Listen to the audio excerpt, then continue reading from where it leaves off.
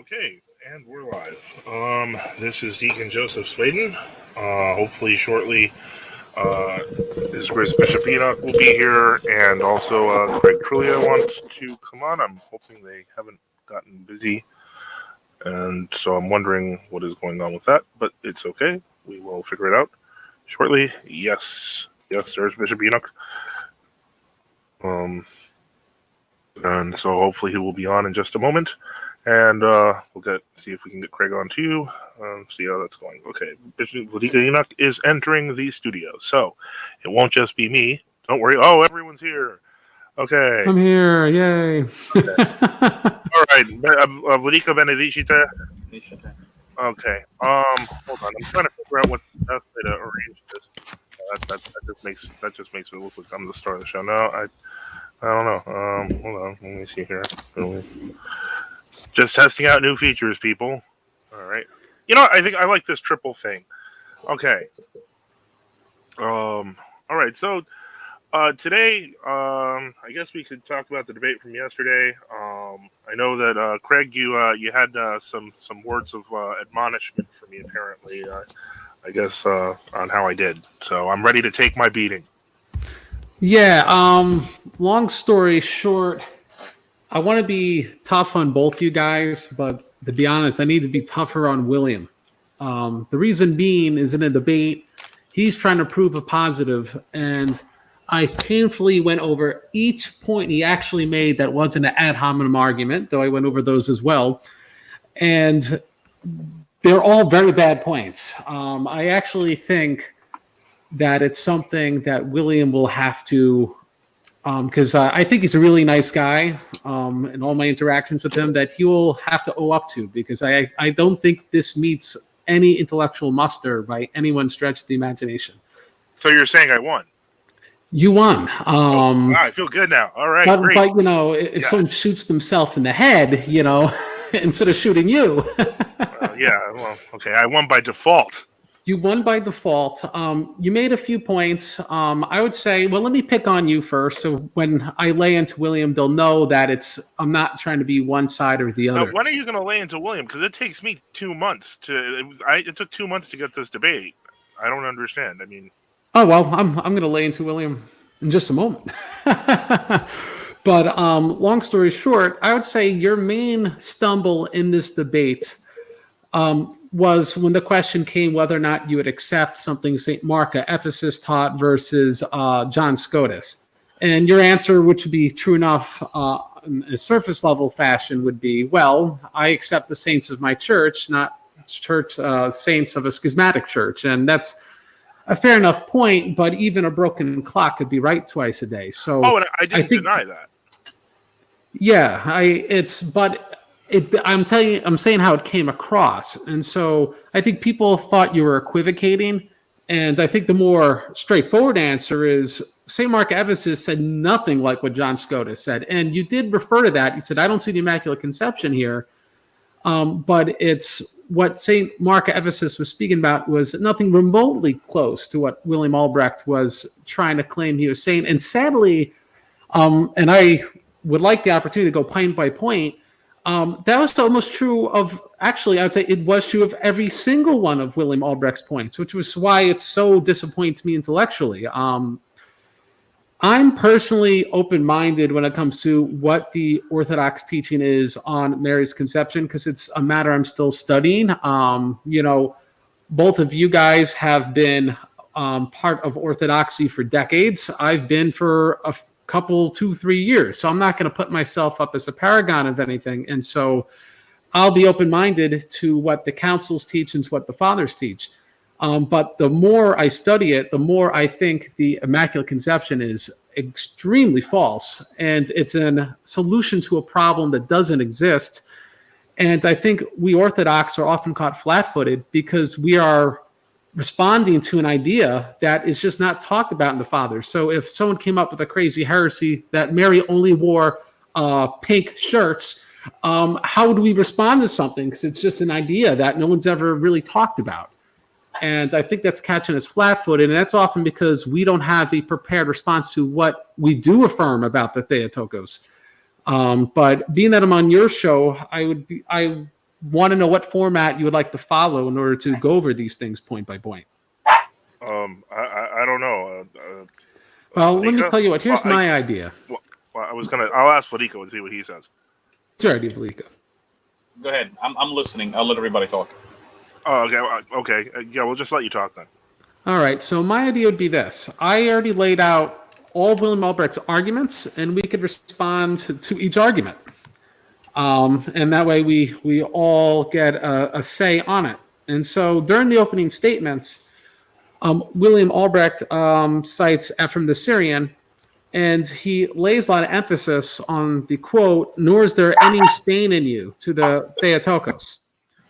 And here's my thoughts on this, and I'd be interested in both of yours, which would be first, where is there in that statement anything that explicitly says that the Theotokos did not inherit original sin, which is defined by us Orthodox to be one, a necessity to die, and two, a fallen will. And so this is a consistent thread in Albrecht's arguments, is that he finds some high-minded thing about the Theotokos. She was pure, immaculate this time. It's the same thing. And yeah, and it's like, nor is there any stain. Well, if she had original sin, then that's a stain of sorts. So these are all inferences, but they're not actually what we're talking about. And here's why this is important, because people are going to say, oh, well, you're just interpreting it one way, and he's interpreting the other way. Well, here's the problem. Because we know that John the Baptist and Jeremiah were also given the grace and lived sinless lives because they were hallowed even from the womb, in exactly the same way that Theotokos was, according to tradition. Now, this is not my opinion. This is from Athanasius' third book against the Arians in the 33rd paragraph. And it's cited by the first session of the Council of Ephesus, and it's cited in verse 917, the first session of the Council of Chalcedon. So this is a teaching that's affirmed in two ecumenical councils, and so by the time we get to the fifth ecumenical council, where they state that we accept all the doctrines, and it lists different saints, including Athanasius, interestingly enough, also Augustine. Some people may say, okay, well, when they say all, they don't really mean all. Well, I would hope they mean the doctrine of Athanasius repeated in two ecumenical councils at the very least. And so this creates, I think, a mega problem for William Albrecht, because he will set his, he will fight saying, well, this is no stain, it's all holy, which is one of the titles for the Theotokos. It says these things saying how holy she is, and there's no mitigation against her holiness. Well, then how do we take these same exact statements about John the Baptist and Jeremiah, and that they're hallowed in the same exact way in the womb, and that they live sinless lives? Now, I could go into later maybe reading Athanasius' statement, because he gets into this in some detail, but we cannot take a statement saying Mary is, she has no stain in her, and then say, well, that means that does not true of anyone else. Because if that's true, then let's say the scripture, there's no one righteous, not even one, or I forget which part of the liturgy, but it says you alone, speaking of Christ, are without sin. Obviously when we say this, we know that it doesn't exclude Mary, at least not in the act of committing sins. So just because we could say there's no one righteous, or there's no one else that's without sin other than Christ, that does not exclude Jeremiah or Mary or John the Baptist. Now, again, I'm not going to try to say they're all on the same pedestal. They're obviously not. We have the Council of Dositheus saying very clearly that the Theotokos is given hyperdulia. So hers, the saint, obviously is venerated to the highest degree, more than other saints. But when it comes to living a sinless life, she is not alone in this.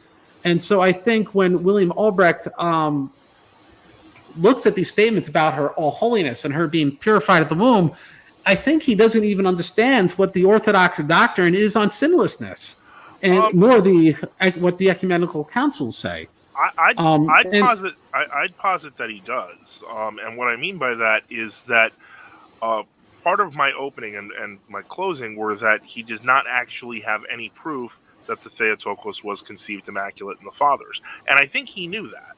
And this is part of the reason why he had to do a bait and switch with the language. Because if you can say, well, she's pre-purified, then you can logically try to infer that there's an immaculate conception. And then you don't even need the fathers. You can just say, well, logic proves it.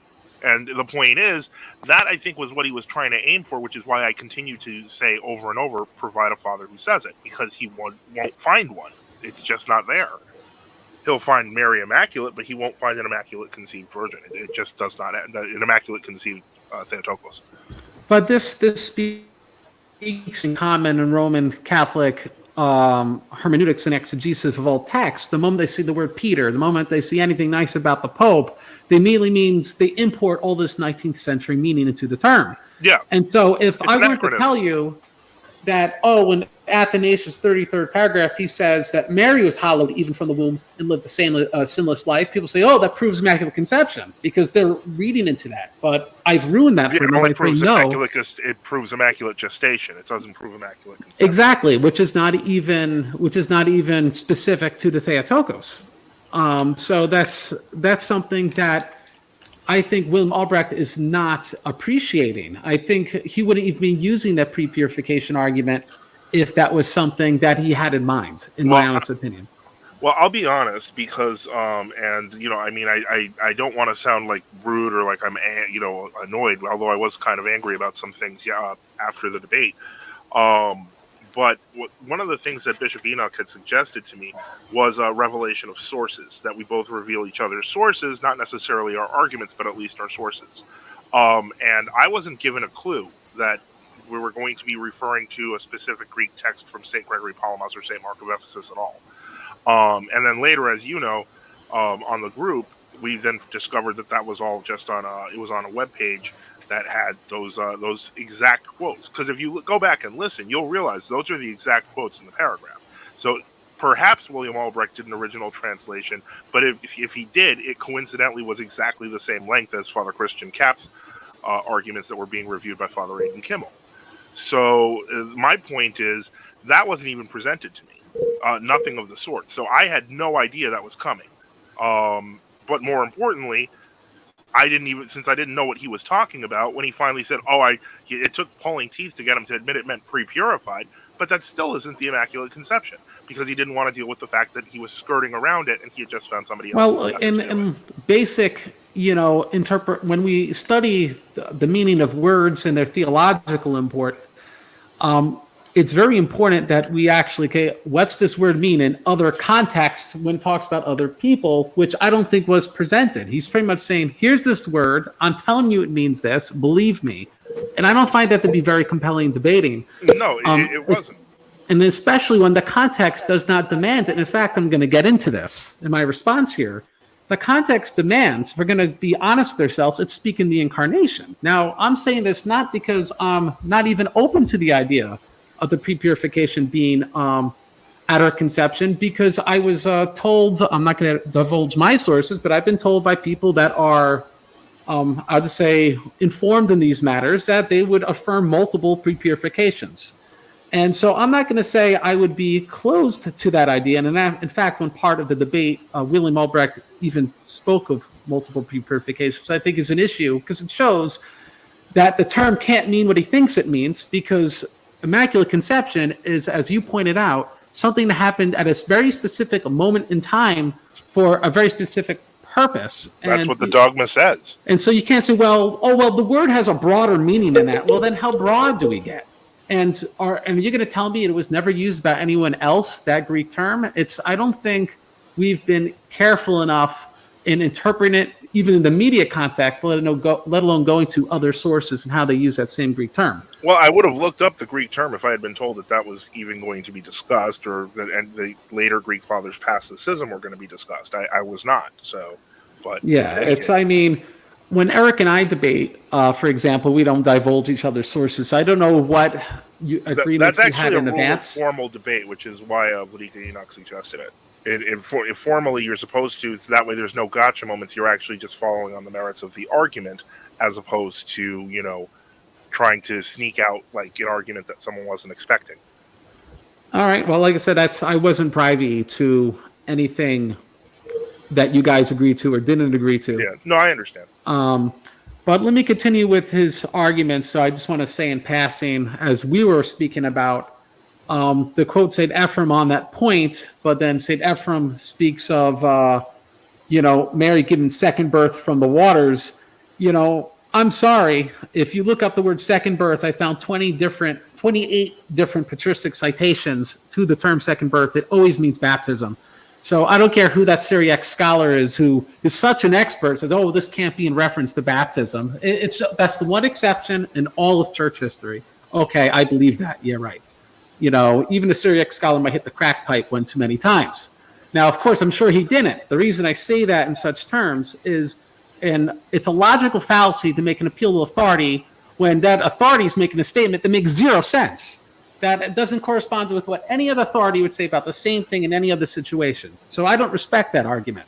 That, oh, well, this one guy who's supposedly brilliant has this opinion, even though this opinion would make no sense when scrutinized the same way it would scrutinize this term in every other situation. So I didn't appreciate that we encounter that on a regular basis with RC apologists, though, which is why I dismiss the argument immediately. It's always an appeal to some guy who wrote a book about the fathers as opposed to... Yeah, isn't it interesting? It's an appeal to someone who's not a saint to tell you what the saint means. And then when you go, okay, well, this is what the saint says they mean. Well, you don't understand the saints because this is what some scholar says, Yeah.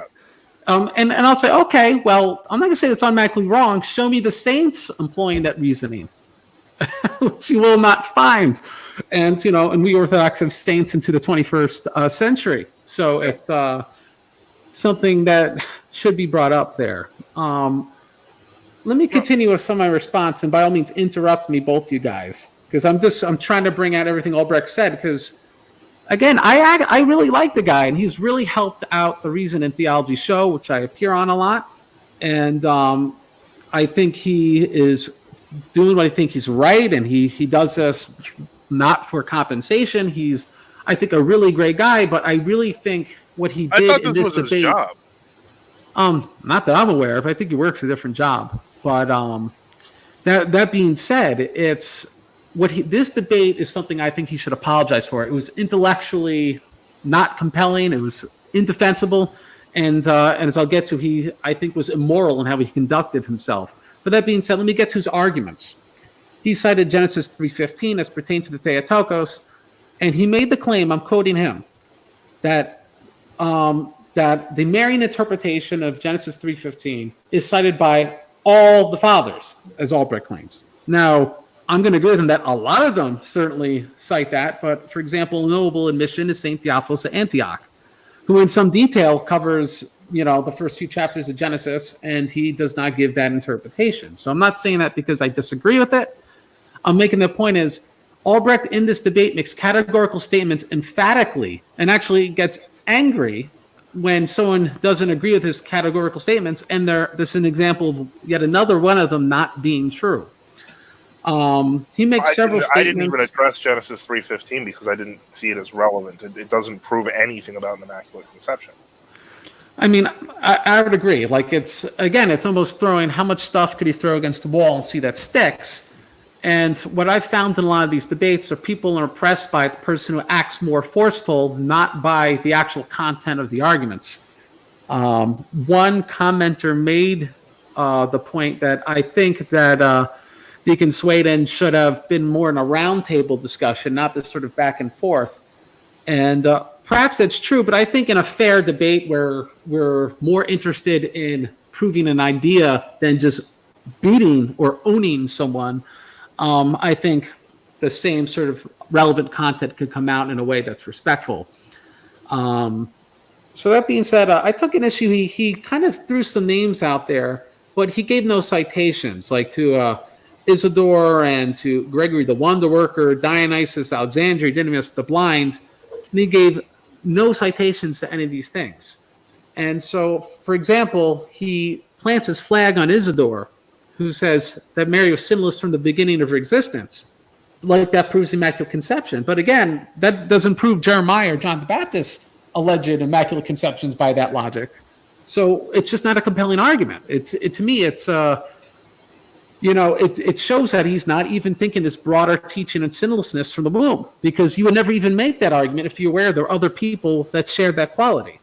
I mean, I'd be interested in your guys' responses to that. Vladika? I'm waiting for everybody to finish. All right, so I'll keep going then. Okay. for example, he speaks of Albrecht that in one of these quotes, I think from Didymus the Blind, he alleges that Mary had a sinless nature. And again, not only is this not the Immaculate Conception, because it doesn't even begin talking about the chronology and what nature is. I mean, that's a big thing because people import different meanings. Like I am converted to Orthodoxy from Calvinism. When we use the word nature, we're always talking of human nature as in a sin nature, and that man is by default sinful by nature. And so obviously that is not a correct definition of the word nature, at least according to the Orthodox view. So my point is, when he takes the term sinless nature, the question is, well, then what is Didymus translating, or what's he mean by the word nature? And he just wants to import the meaning that is relevant to him for his argument, but not actually exegeting what Didymus actually believes. So, because again, I was catechized to be taught that all of our human natures are technically sinless. Our human nature is good. God created mankind good. It's our wills that then are perverse and do things that are sinful. So we still do have original sin, though. You still have original sin, but this requires us to define what original sin really is. Yeah. One, it's we're going to die, right? Ancestral death. We have nomic willing, and we have passions. And so our will has been altered from what our nature is supposed to be because it's a fallen nature. And so the question would be, when he says sinless nature, is Didymus the Blind asserting that Mary did not experience fallenness? Now, we have to understand what this means because we Orthodox appreciate the teaching on the passions and the teaching on nomic willing. This would mean that being that we know what the fall is and what original sin is properly defined as I'd laid out, that would mean that Mary did not have hunger out of necessity. Remember, the fathers teach that Christ experienced hunger and blameless passions, but as a condescension to our nature, not because he by nature had to. St. Hilary Poitiers, book 10 on the Trinity, speaks about this in detail in paragraphs 24 and 25. So that's a major issue. Because then I presume Mary had to eat. We know the fathers taught, and it's in the liturgical calendar, that Mary had to die. And the fathers, I named 5 in a recent article that I had, and this is not just random guys. This is St. Cyril of Alexandria. This is St. John Chrysostom. This is also St. Hilary Poitiers. St. Augustine. I forget the other guy on the top of my head. But the point is, we have heavy hitter fathers amongst the top that there have ever existed that taught that that the Theotokos had nomic willing, and that Christ actually sometimes had to intercede so that she'd will the right thing. It's not because she sinned, right? Deliberating between good and bad is not a sin in of itself. It's a result of the fall. It's a result of original sin, properly understood, which because the West doesn't talk about nomic willing, they don't talk about the passions, none of this makes sense within the paradigm where the Immaculate Conception can even begin making sense. And so that's why he says, oh, look, sinless nature. He's not even getting to what Didymus the Blind means. It's just throwing enough stuff at the wall to see if it sticks. Because I think as you assert, Deacon Joe, it's because he doesn't have something that actually describes Immaculate Conception. He has people probably describing all sorts of different things, and their words could be then, if you presuppose Immaculate Conception, be connected in some sort of way. But like I was laying out, I think there's a major issue with him not even understanding the Orthodox doctrine of original sin. Because starting to argue the Immaculate Conception, if you rightly understand original sin, doesn't even begin making sense. So I'll stop there before I go to the 38th oration, because you guys spoke about that in quite some detail. Yeah, I also, I kind of like being called Deacon Joseph, just because Joe, I feel kind of like when I think of Joe, I like my dad was a Joe, and I think of myself having a side job, making pizza out the back or something, but it's just not. I mean, I don't know.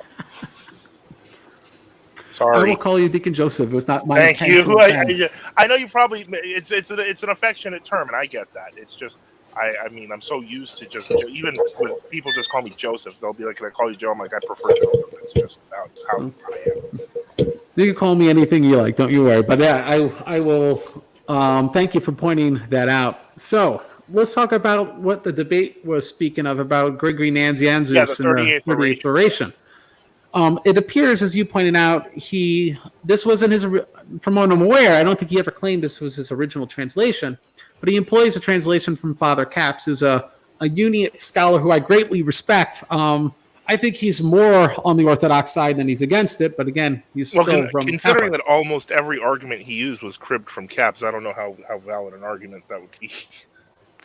Well, Capps' translation pretty much emphasizes, and again, I'm going through some of the stuff here, so I'm sorry, guys, if I'm not sounding like a prepared radio host like Rush Limbaugh or something. No, we don't sound like that at all. But it sounds like that in Father Capps' translation, where it says, "In every way he became man save sin, for he has been conceived from a virgin after she had been pre-purified, respect to soul and body through the Holy Spirit." And so he says, well, then this is speaking of her specifically being pre-purified, and it doesn't say it there, but it's sort of kind of applied. It must have been when she was pre-purified when she was born. However, the same passage, translated 100 years ago from a Roman Catholic scholar, doesn't leave that at all. In fact, I'm going to go read that right now. It says, "In all points except sin, Jesus was made man, conceived by the Virgin, Jesus, who first in body and soul was purified by the Holy Ghost, for it was needful both that childbearing should be honored and that virginity should receive a higher honor. He came forth then as God with that which he was assumed, one person, two natures, etc., etc." And so that being said, if it's saying that the pre-purification happened in the incarnation, I mean, clearly this is what this Roman Catholic scholar at that time believed. Now, that being said, and I forget whether it was you or I think someone else sent me another translation from a sister, Nana Harrison. But the point being is, if we leave it open, whether it's about the passage is about when Mary was born or the incarnation, it's possible in the Greek it could be about either. And obviously we know that Father Capps, who reads Greek, who went to an Orthodox university in Greece, takes it as it's about Mary's birth. But here's my point. If the grammar allows purification, tripping over my words, pre-purification to be about Christ's birth and the incarnation. So if it could work just as easily for a different moment in time, then the whole argument that it has to be about the Immaculate Conception instantly fails. Because if that word specifically means Immaculate Conception, then it cannot mean the incarnation. Right? Because then we'd be talking about two different things. Yep. And so to me, it's an embarrassing argument to make. If one were to say, listen, this is suggestive that the East had a doctrine that could be consistent with the Immaculate Conception as defined, though it doesn't go all the way, we go, okay, let's talk about that. It's worthy of note that most of the people I was citing were Western fathers. They weren't even Eastern. You're saying on your side, yes. Yeah. Yes, but this was not William Albrecht's argument. His argument was grammatically impossible, which was this word means Immaculate Conception, because, as he claims, Rufinus, how you pronounce his name, used the word immaculate in Latin to translate that word. Well, that's all fine and dandy, but as we just seen, this word, and this is again not my opinion, I just read a Roman Catholic scholar from 100 years ago reading the same exact passage, could mean about the incarnation. And we have another recent translation, like I said, Sister Nana, and it's also could be about the incarnation. So if it's grammatically possible that it's also about the incarnation, it can't be about the Immaculate Conception as defined by Roman Catholics, at least not explicitly and exclusively so. And so I think his whole point, and then we're going to get into the Sixth Ecumenical Council a little bit, it cannot work, because then what's being talked about there? You can't say it demands the Immaculate Conception and its understanding, because we know grammatically that's not true. So you don't need to be a Greek expert to know that. You just have to know that different translators are aware of this, and so I, using basic common sense, could realize his argument doesn't work. And I think he really needs to apologize for that, because he was really whacking you hard about something that is borderline idiotic. And I say this not because I dislike William Albrecht. I really respect him and like him, but the argument is horrible. And I can't say that forcefully enough because it's grammatically false. Well, I'll keep in mind that a lot of the technique, and even some of the people in the chat were noting it, was that he just basically talks over you. Yes, that's part of it. I had a debate with William, and it was kind of a fun one to have because it really wasn't one I felt very emotionally invested in. It was on 2 Maccabees chapter 12. But all I will say is he'll say, well, that's not what it says in the Greek. And thankfully, in that debate, I said, actually, this Greek term could mean this. I looked it up before the debate, and then all of a sudden the argument changes afterwards. So, yeah, there's a problem when we're a little too forceful with our point, but we don't have the goods to prove it. So, like, if I were to debate you, say the Yankees won, I think, 39 pennants or something like that, if I knew the number and I was 100% sure about it, then, yeah, I could be forceful about it. But if you don't have the facts behind you, you can't get that extreme. You need to be a little more cautious in how you assert yourself. I think part of it is that it's psychology. It's used as a rhetorical device. I would agree, right? The guy who's kicking the other guy in the nuts has got to be stronger and better, right? It's and I wish people thought about more profound than that, but a lot of that is true. Unfortunately, the case. So that being said, let's get to his. From what I understand, I could be wrong, his original translation of the Sixth Ecumenical Council. I think he said so during the debate. And so he reads this, and I'm not sure exactly where in the Acta it is, but we confess that the only begotten Son was descended from the heavens, right? We already say he's descended from the heavens, so it sounds like we're talking about the incarnation, who emptied himself in a willful humility in the womb of the Immaculate Virgin, all right? Kind of sounds like the incarnation there. After she was purified, with respect to soul and body, William Albrecht says, all right, now we just reversed 30 years. We reversed, 14 years back in time to when Mary was born in the statement, even though that's not said there.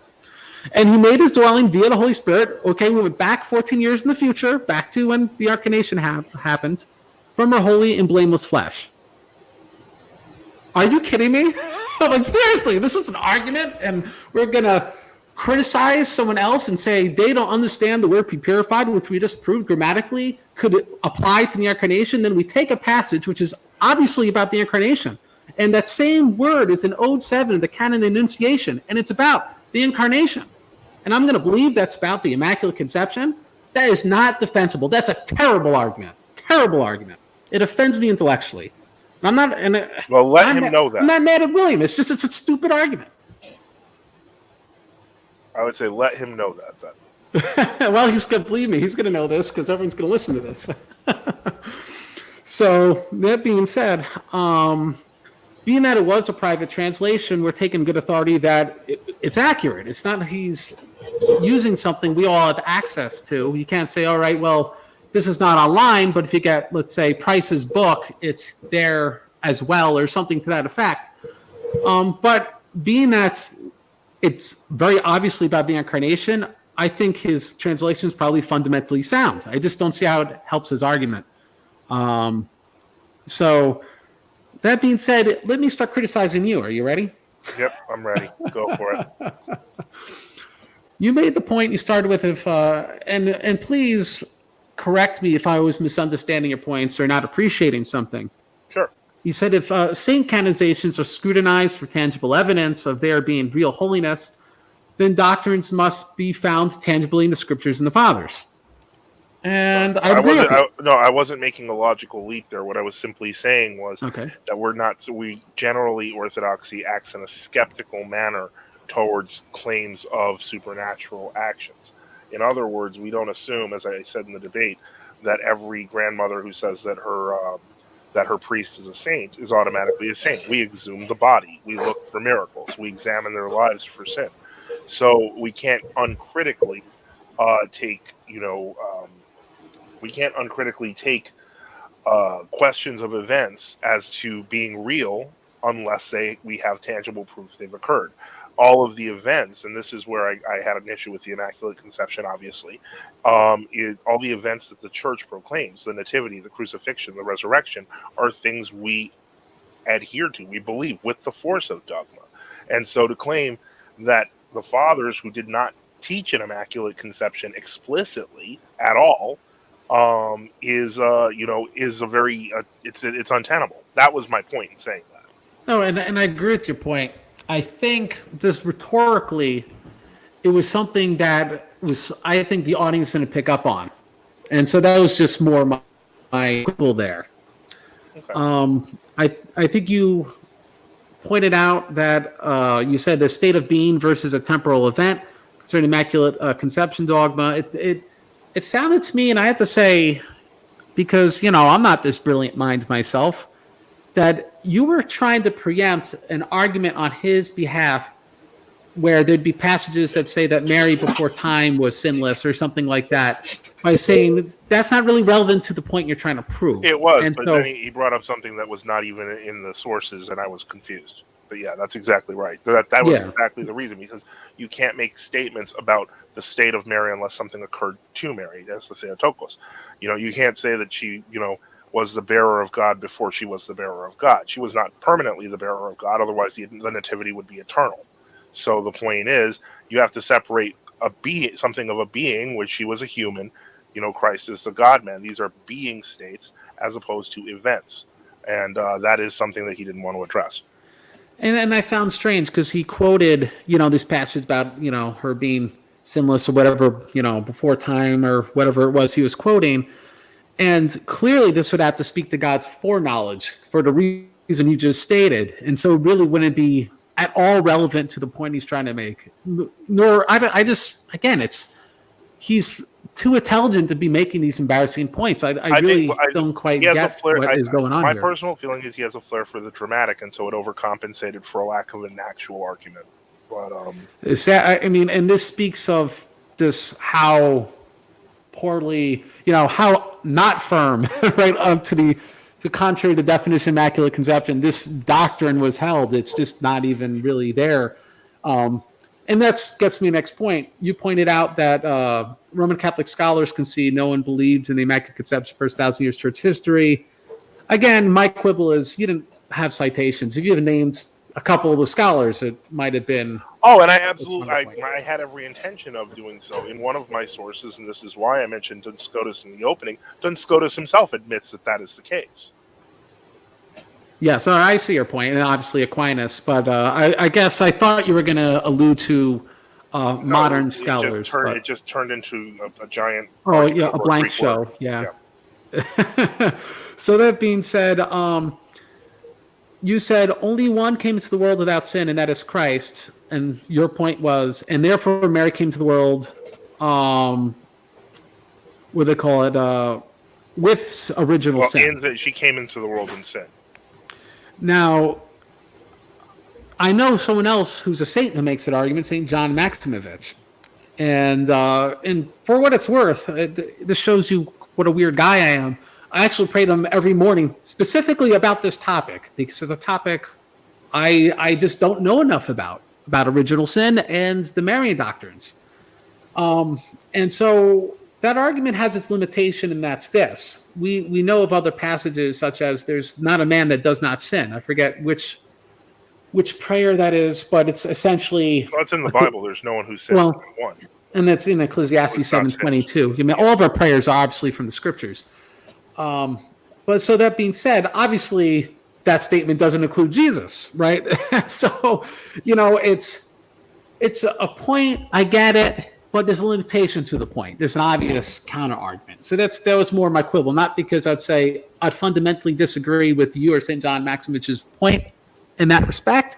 It's just that it's not a very strong one because there's a very easy counter argument to it.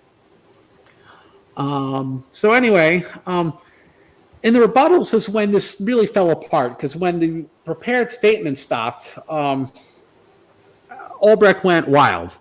So, for example, William Albrecht, I thought very uncharitably said, I'm quoting him, he, which is Dcn Joseph, has no idea what he is talking about when it comes to Immaculate Conception. Now, obviously, I hope that people realize that ad hominems do not require responses, as they are logically fallacious. That is not a point. So if I would say William Albrecht did not get a master's degree as good as mine, his grades in college were not as good as mine. He does not have peer-reviewed research like I have peer-reviewed it's research. the same thing with the Syriac scholar. It's an attempt to appeal to authority. That's all it is. But this is the opposite. He's saying Dcn Joseph is an idiot, and therefore you shouldn't listen to him. Sorry, that is not an argument. And in fact, someone who makes an argument like that sounds idiotic in the process. Well, he was going to get cheered on by his side anyway.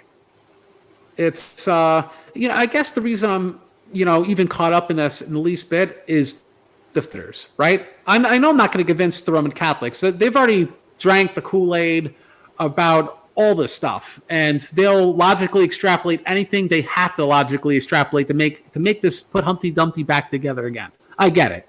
But what I'm concerned about are the fence sitters that they're still researching the topic, and the person who's forceful, that sounds like they have the scholars and all this stuff, they go, oh, well, that's where the truth is.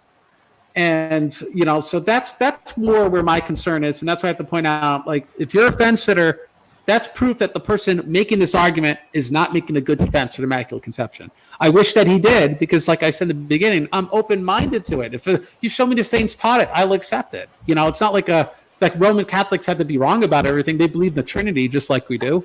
Well, so obviously, because they obviously have the filioque. So. Okay, well, you catch my drift. They believe Jesus Christ is man and God, right? So yeah, so it's like I don't have to disagree with Roman Catholics. It's not like I'm looking for things to disagree with them about. So that's more my point. He made the statement, which I thought was outrageous, which you didn't call him out for, probably just because, again, amidst all the other outrageous things, he said, we don't need to hear about the Immaculate Conception from the fathers. Oh, yeah. And I think his point was... That's why I kept saying we do. And then he's like, well, where does it say that you see the words Immaculate Conception in the dogma? It just got stupid. At that point, my mouth was dropping open. I had nothing to say. Because his point is, well, if you could draw the inference and then it's possible, and that's not what we believe. We believe that faith was once and all delivered to the saints. We believe that there's been clarifications and changes in language, that there's going to be an identical concept, just worded differently. We don't think that these whole new ideas developed over time. Yeah. So essentially, his argument doesn't make sense in any paradigm unless it's ultramontanist. That just, the Pope could just literally reveal something and say, yup, that's what they always meant, though they clearly didn't. He made the point, William Albrecht in his rebuttal, that the point in time the Immaculate Conception occurred is irrelevant, which I don't think requires much response to, because conception is a moment in time, but you've made that point emphatically. That was my opening, yeah. He says the fathers speak of Mary being born without a sinful nature, and again, he didn't have any citations of this, and also, as we already discussed, the word nature has a lot of meaning, and it doesn't really get into what the real meaning of original sin is, as we discussed in some detail beforehand. He made a point which I thought was also interesting. He said the heart of the debate is when St. Gregory Nazianzus in his 38th oration talks about Mary's, and I think he said nature, Mary's already pure nature.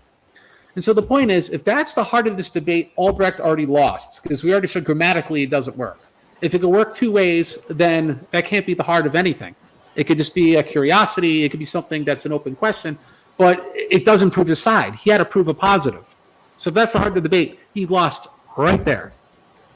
Then he makes the point that the scriptures teach Mary's at enmity with the devils, but she cannot have original sin. And I'll just respond to that I guess that's a possible interpretation. It's not irrational. It's clearly not the only interpretation or extrapolation or inference you could draw from that. So, right, I just want to show I'm not hating on everything that Albrecht is saying. I mean, I guess that's a point. It's not completely untrue like his other points. So that's something. Your response, you had a very short rebuttal.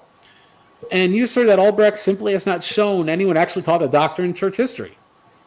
And you kind of said a nice the rest of my time. What else was there to say?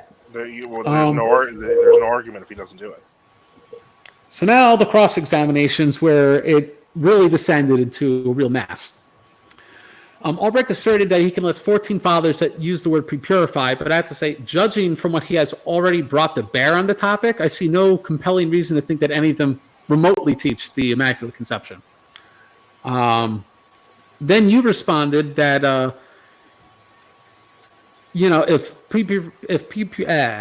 tripping on my words. If pre-purification is eternal, then that moment in time argument he needs doesn't really quite work out. You have to show it's in a moment of time. Then Albrecht explained that Sophronius of Jerusalem spoke about multiple pre-purifications, which I alluded to beforehand, actually mitigates against his point. Because in those 14 different mentions, then which pre-purification is it about? And I think tonight on your show, we've shown very compelling evidence it's clear about the incarnation. Now, again, that does not mean there were not earlier pre-purifications. I'm just saying every single passage we looked at in any sort of detail, it appears the incarnation is being spoken about. Then Albrecht, he got you to agree to something, that the pre-purification means Mary had a sinless nature. And that's in our liturgy. I'm sorry? That's in our liturgy. I'm not going to deny that. Well, I mean, and she's ever blessed and most pure and the mother of our God. Ever blessed and most pure. Well, what's more pure than not having sin, right? Well, the point is that's when we start inferring, Exactly. And so, to me, I don't think you had to make the concession due to the meaning word nature, not meaning what he thinks it means. And then he tries to wallop with you the rest of the debate. And my critique of you was you never brought that out, saying, you're taking a meaning there. And I think you could have just, as a debating tactic, not conceded it because you didn't really have to. But that speaks to you came into this not trying to win, but trying to elucidate idea. And I think he came in just trying to win for winning's sake. It's great to win a debate, but not just for winning's sake. You hopefully are expounding an idea. I think if a person thinks they won because they're a better speaker, I mean, once it's in text, it doesn't go through. I mean, in the end, I don't think he won the debate. I think that he won in terms of appearance and stylistic points, but I don't think he actually had any substance to his arguments. Well, this happens with, Jay Dyer and his rather large audience that, It's usually these yelling matches and people listen to the guy who yells louder won. You see that in Fox News. That was 20 years ago. Now every channel is Fox News pretty much. Actually, every channel is now InfoWars, but that's a different story. So the point is, that's how far our dialogue has fallen. Here's where I want to really break some stones when it comes to he falsely equates a statement, Albrecht, that Scotus and St. Mark of Ephesus are saying the same thing. Here are the statements. Scotus says, Mary was created sinless before all eternity. We already were kind of discussing where there's some issues there, even though Scotus taught the Immaculate Conception. That passage really wouldn't even be the best one to show that. Here's what St. Mark of Ephesus said. Who alone is the most supernatural marvel from eternity? God wishes omnipotence to be manifested in this woman. All right? Now that I said this without saying, they said the same thing. They said the same thing. They're obviously not the same. They're nowhere close. Right? If I said 7 years ago, it was the best of times, it was the worst time. They're the same thing. They're the same thing. A rational person say, no, you idiot. Those are two different things. They don't sound anything alike. Yeah, unfortunately, had I known it was just like one of these red meat debates, I probably wouldn't have even done it. I was under a completely different impression, and I was looking forward to this. I thought I'm going to learn a lot, because I'm like I told you, I was kind of going into this with an open mind. Like, hey, let me learn about some of this stuff. I really don't know that much about it, and it's like I said, it's just awful arguments. I really think he needs to apologize. I hope he's taking this as constructive criticism and go, wow. I doubt he's listening, but if he is, well, I hope he does. Well, something tells me he's going to listen. All right. So anyway, let me see. For example, let me just make a quick comment about Mary being perfectly sinless from all eternity. I think that statement, and I don't know much more about Scotus, but that statement in isolation just pertains to foreknowledge. When we say Christ was slain before the foundation of the world, He wasn't crucified twice, even though Harold Camping, who's now dead, taught that. These are statements when we speak of eternity past, that speak of God's foreknowledge. And so it's not even a good passage to cite. It doesn't begin to prove his point. Let me go down, because now I think we're getting to a lot of just back and forth on arguments. It devolves into nothing. Yeah, he cites, so I'll just try to shotgun through this quickly. He cites St. Hippolytus without a citation. He says St. Gregory, the wonder worker, taught the Immaculate Conception. He did not in what the evidence that he brought up. You quote Augustine, and this is something that I have not read up more on. You've provided it to me. Link, yeah, you did. I just could only read so much in a day. So I will read up on it. But here's my comment on what I hear so far. An Augustine statement quoting you was that Jesus did not take a flesh of sin from his mother. When the flesh was taken, was purified immediately. In the act of taking, Mary, the mother of Christ, from whom he took on flesh, was born of the carnal conspicuance of her parents. And Christ was begotten by the Holy Ghost. And I think that this is where Augustine, who may be contradicting, at least in some respect, the Acathist Joachim and Anna, because it speaks of their passionless passion. And St. Paisos, who also said that St. Joachim and Anna, their equals, how to pronounce it, 10 of the Acathist. And, I don't think that's the only interpretation of that passage, but I do know St. Paisos was pretty emphatic with that interpretation. So this would be an example where this shows also the recent one, the Athenite. Oh, okay. But that wouldn't have been relevant to the argument anyway, because it was supposed to be about being ancient and biblical. You know what I mean? But I will say this. I agree. The fact that you could find the same theme in St. Augustine, St. Leo, and Pope Innocent III means that I bet I could find a host of other Western fathers who say exactly the same thing. And and we'll get more into that, because we were speaking about that in some detail, and I do think the proof is on your side. But I just wanted to point out, this also shows the word, I can't pronounce the word, concupiscence, or I'm really bad at pronunciations. I spoke twin language as a baby. That word. That word translated in Greek doesn't have exact same meaning. It just means desire, which could be good or bad. In Latin, it always has a negative connotation. And so where I think that it's in the desire that the sin is. It's that the desire leads to having kids. True. It just seems to me that there's at least some in the Orthodox camp that would teach that the union of Joachim and Anna was a once in a time of history kind of union, in that there was no passion in those marital relations. Well, to be fair, they were both really old. True. I mean, but this also, because we have two different Orthodox sources that actually use the word literally Immaculate Conception, and which I'll cite later because I don't have it in front of me right now. So my point is, what are they talking about? Are they talking about this very distinct way in which Mary was conceived, or in these merits of Christ one time applied to Mary at the time of her ensoulment? You know what I mean? It's what presupposition do you want to choose in that instance? So I guess I say that it sounds like it muddies the water, and maybe it does, but it shows this is a bigger topic than what William Albrecht wanted to make it out to be. And I am interested to learn more about what Augustine said. I'm happy you did bring it up.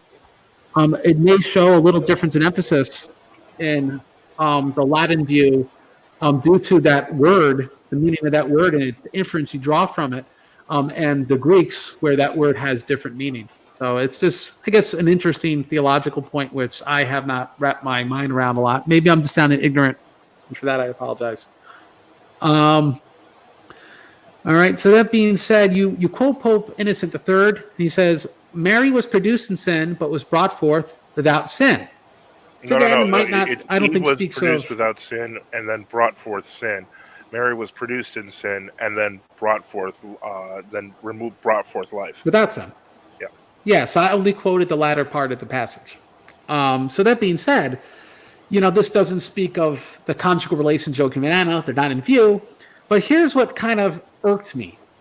Albrecht replied that he denied that Pope Innocent III used the word produced. For he 15 emphatically minutes. denied this. Said, I've read into this. He did not use the word produced. And the best part of that was that he actually said Dr. Pusey denied it. Dr. Pusey translated it. Oh, well, that's an interesting point, which I'm happy you brought up. The original Latin literally has the Latin term. So it's there, and this speaks of we got to be cautious when we make claims. I'm not the best debater. Neither is Eric Yarbara, for example. But one thing I really appreciate about our debates is that we're kind of calm and we make sort of qualified statements and we make concessions during the debate. It's not this like complete race to the bottom. You have to win on every single point because the truth is what's important. Obviously, this is not what came out in Albrecht signed this debate. And here's a point where, again, this egg on the face, he owes you an apology. But here's where the ad hominems. I want to talk about the ad hominems. I will say I don't expect one. Well, I'm cautiously optimistic, but I'm also not prophetic. So that being said, Albrecht, during this cross-examination, he began raising his voice. And I paid careful note. He began raising his voice first. This is after he already threw ad hominem at you, saying that you knew nothing about the Immaculate Conception. The actual quote's actually a little nastier than that. He then raised his voice. He said the word okay in this really condescending tone. I'm going to link to it on my website when I release this article so people can listen to it. It's just like if this was the guest like we had later on that night, Dr. McDonald, the canon scholar, you wouldn't do that because it'd be disrespectful to a guest. Right? Yeah. And so I'm on your show tonight, right? Obviously, my communion's not in line with your communion. I'm not being nasty to you. I'm a guest on your show. And if when you're on a show I'm on, then you're a guest of mine, there should be respect. That condescending tone was wrong. He started interrupting you. He then said that you're outrageous. He accused you of not paying attention. And only after he said not paying attention, then you still didn't respond. So I don't know how many provocations that I just counted, 5. Then eventually he sneered, and I'm quoting him. He said, "It's not my fault you cannot read Gregory Palamas." Okay, where's that belong in respectful debate? Only after that you said, "It's not my fault you cannot read him." So after all those provocations, you cannot read Gregory Palamas, and I think I said it's not my fault you can't understand him. Yeah, you said. I think you said it's not my fault you cannot read him. Was the exact quote. Okay. And I lost my patience. Oh, I know, but so my point is, here's a professional debater who's debated James White. He's debated some of these, professional atheists and all this stuff. He wouldn't be this nasty to them. And this is something I pointed out in private. I said, this behavior is because this did not show respect to Deacon Joseph. And by the way, I didn't use the word Joseph because I'm lazy when I type. So I said that this was not shown respect to Deacon Joseph. And it's easy to pick on someone and say, oh, they're not famous, so I could just treat this guy like they're a schmuck. Well, you know what? You look like a schmuck when you treat someone like a schmuck. It was totally wrong. You deserve an apology. And I think the audience deserves an apology because it's intellectually indefensible and it's an embarrassment to the Reason and Theology show. Really, yeah, they were. The audience was really the one who suffered most. I suffered. I mean, I wasted like 5 hours doing this. At least I learned a lot. Let's see. Because I don't want to get into much more than this. Let me just end my comments because I wanted to read why the words Immaculate Conception in and themselves are not bad. All right. And I know you didn't argue that they were. It's just so that your audience could see, okay, it's what we're debating is what Roman Catholic says it means is not proven by the fathers. No one's ever taught it. And now you're telling us to believe something that no one ever taught. Sorry, we don't roll that way. And so, but the words themselves are not bad, neither is the word pre-purified bad. So, for example, during the Nativity of the Theotokos during Matins, Ode 7, Canon 2, paragraph 4 says, "We hymn thy holy nativity and honor thine immaculate conception, O divinely chosen bride and virgin, and with the ranks of angels and the souls of saints glorify thee." Which liturgical text is this? This is during the Nativity of the Theotokos during Matins, Ode 7, Canon 2, paragraph 4.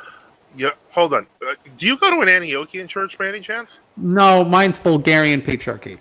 The only reason I ask this is I have a funny story about this. Sure. And I was was doing a translation of the Ordo when I was working as a secretary in an Antiochian church. And I had to update the Ordo for every year because, on the new calendar, it changes all the time. So what were you translating from, by the way? Huh? Were you translating from, by the way? Say that one more time. What language were you translating from? I wasn't doing a translation. I was just updating an English Ordo. Oh, okay. And Sorry about that. then, All right, please continue. So then, what's it called? I got to something where I saw a hymn similar to what you just stated, and I went and I asked the priest, who was an Arabic scholar. He was at least an Arabic speaker and an Arabic reader, and he understood it well. And I went to the priest and I said, "Is this the language that's used?" And he said, "Well, a lot of the times we just copy the stuff out of the Melkites, but let me just double check this." And he goes and double checks it against the original Arabic, and the words Immaculate Conception weren't there. It was like Holy Conception. And so he was like, "Change this. We're going to fix this right now." So the point is, a lot of the times you'll find that sometimes that whole like gracious translations that the Uniates did, and that a lot of Orthodox use these translations, has an ulterior motive, and that's to insert words that weren't there. That's possible. And that's an example of you actually seeing it. Bulgarian. Ask your priest to double check that. I don't think we would have that in the original language there. I think these are all English books that they got in Jordanville. But I live an hour from Jordanville, so I could literally go there and see what I could find out. Then you could check it against the Slavonic. I guarantee you it won't be there. Well, I guess my point would be this, though. Who cares if it really is or it isn't? Doesn't prove the point. Well, it's right? still liturgical accuracy. Well, yeah. And just for the sake of accuracy in translation, right? Intellectually, we want the right term. But all right, I think that's an interesting point and point taken. I'm just saying what I ran into. Russian, Latin. I only know English. Yeah, that's why it's important to get a little of the original language. It's not like I can speak Greek as so. But anyway. Well, so I'll read one more quote. It's from St. Andrew of Crete, and this is on a lot of Orthodox websites. Again, I do not know the origin of its translation, but I presume again from Greek, and there's really not as many Uniates in Greece. So that being said, he wrote, "The constraints of infertility were destroyed. Prayer, upright manner of life, these rendered them fruitful. The childless," that's Anna, begat a child, and the childless woman was made an happy mother. Thus, the immaculate fruition issuing forth from the womb occurred from an infertile mother. And then the parents, in her first blossoming of her growth, brought her to the temple and dedicated her to God. So again, when we see that, when it says immaculate fruition, I don't see how that would be any different than what we would have read in the Athanasius in his third discourse against the Arians, where he said, just to remind the audience, he said, "Many, for instance, have been made holy and clean from all sin. Nay, Jeremiah was hallowed even from the womb. And John, while yet in the womb, leapt for joy at the voice of Mary, the bearer of God." So, immaculate, fruition or something? Yeah. So the point is, how is that any different than what we already affirm in two ecumenical councils about St. John the Baptist and Jeremiah? Answer, it isn't. So I guess to sum up my comments here, Albrecht was unprofessional during this debate. He was not charitable. He was the exact opposite. All of his points are bad. I'd have to think there's got to be one good argument out there, but they just weren't in that debate. And so I was so offended intellectually that this was masqueraded as a debate. It is possible, though, that maybe there aren't any arguments. Maybe, we're not talking about an Orthodox doctrine here. So, I mean, I really appreciate that you were humble and you were patient. I also appreciate that you didn't go out this with a knife at the guy's throat. That's not your style. It's not on your show. It's not when you had Eric Urbara on your show. I think that that character was a very good. I'm not being very profound in my speech here, but it was a good demonstration of Christian love and of respect. And sadly, wasn't reciprocated. And sadly, it's a popular topic for debate. So when people look it up, that's what they're going to find, and it's a mess. And so I want to correct the record. And I hope you found these comments, one, useful to your side, and two, insightful to your listeners. I agree, and I really appreciate it. There's always room for improvement, and there's things that definitely I have to work on. But I think in the end, and I'm just going to close it out here with this, is that if I'm going to begin searching more carefully, because the more I find, and the fact that when I brought up the being born into sin was left with a simple denial that you didn't understand what was happening, that tells me that maybe that's what I need to start looking for, because if they want to deny that, and it's in more of the fathers, then I think the argument becomes unassailable that you can't hold this doctrine. It's yeah, I think the more, and this is what I'm studying a lot about, and that's why, even my comments on original sin, I've been really struggling to understand this issue, because I presume all of us, I can't speak for... We did a show on it. I didn't watch that show. I'll send you a link. I will send you a link. I can't speak for Enoch, Bishop Enoch here. I presume he's American. But that being said, if we're in the West, by default, our whole society is built upon this sort of intellectual ideas and ways of thinking and paradigms that Roman Catholicism and Protestantism and atheism developed from. So our default way of thinking is already wrong. It's already not biblical. It's already not the Hellenized Judaism, which is the world of Orthodoxy. Okay. No. Let's just be careful about saying that. All right. Okay. Because let me be frank here. Because this whole question about original sin and the meaning of it, then this has to be involved in it. This is really something that's, if you go to any Orthodox dogmatic textbook before, let's say 1940, okay, they will define original sin as not just physical death, not just having physical passions, but in fact an inheritance of sins. And you can find this in Canon 121 of the Council of Carthage in 419, which is in the Pedalium, because it does say we are baptized for the remission of sins. The canon actually says that. It says, it asserts that they are baptized for the remission of sins, and purified in the bath of Renaissance. So I think we have to be very careful about going into making a mistake and going into almost a Pelagian or a quasi-Pelagian interpretation of original sin, which is really something you find in. You go even to who is the well-known Russian theologian in France in the 40s and 50s who wrote the Mystical Bulgakov? No, Losky. All right. For example, Losky points this out. All right. I don't even agree with everything he does. That people are endorsing, for example, the views of Romanides and others, which is kind of this metamorphosis of Orthodox theology to the point where they acknowledge only original sin as being you just die and you have some bad feelings, and that's about it. Whereas if you look at the canons, which contain dogmatic statements, is actually far more than this. The other point I'd like to make is the Papists, when they originally endorsed Immaculate Conception, when this theory began to develop in the 12th and 13th centuries, as far as I can tell, their initial arguments were something like it most befits the Mother of God that this should happen. All right? Because the reply of, even within the Papist Church, those who opposed it, was that this isn't necessary. Why would it be necessary this should happen? Because Our Lady could be purified at any point before our Lord was conceived in her womb, right? And the effect would still be the same.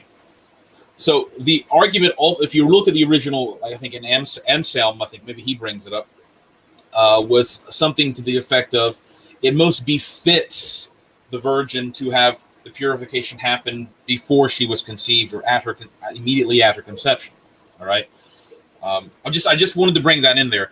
No, it's a very good point. And because I think it's I'm just saying, if you look at, for example, Theophil of Campania, I posted something in the chat, who was an Orthodox bishop in Greece in the 18th century, or around 1800, and he talks about this.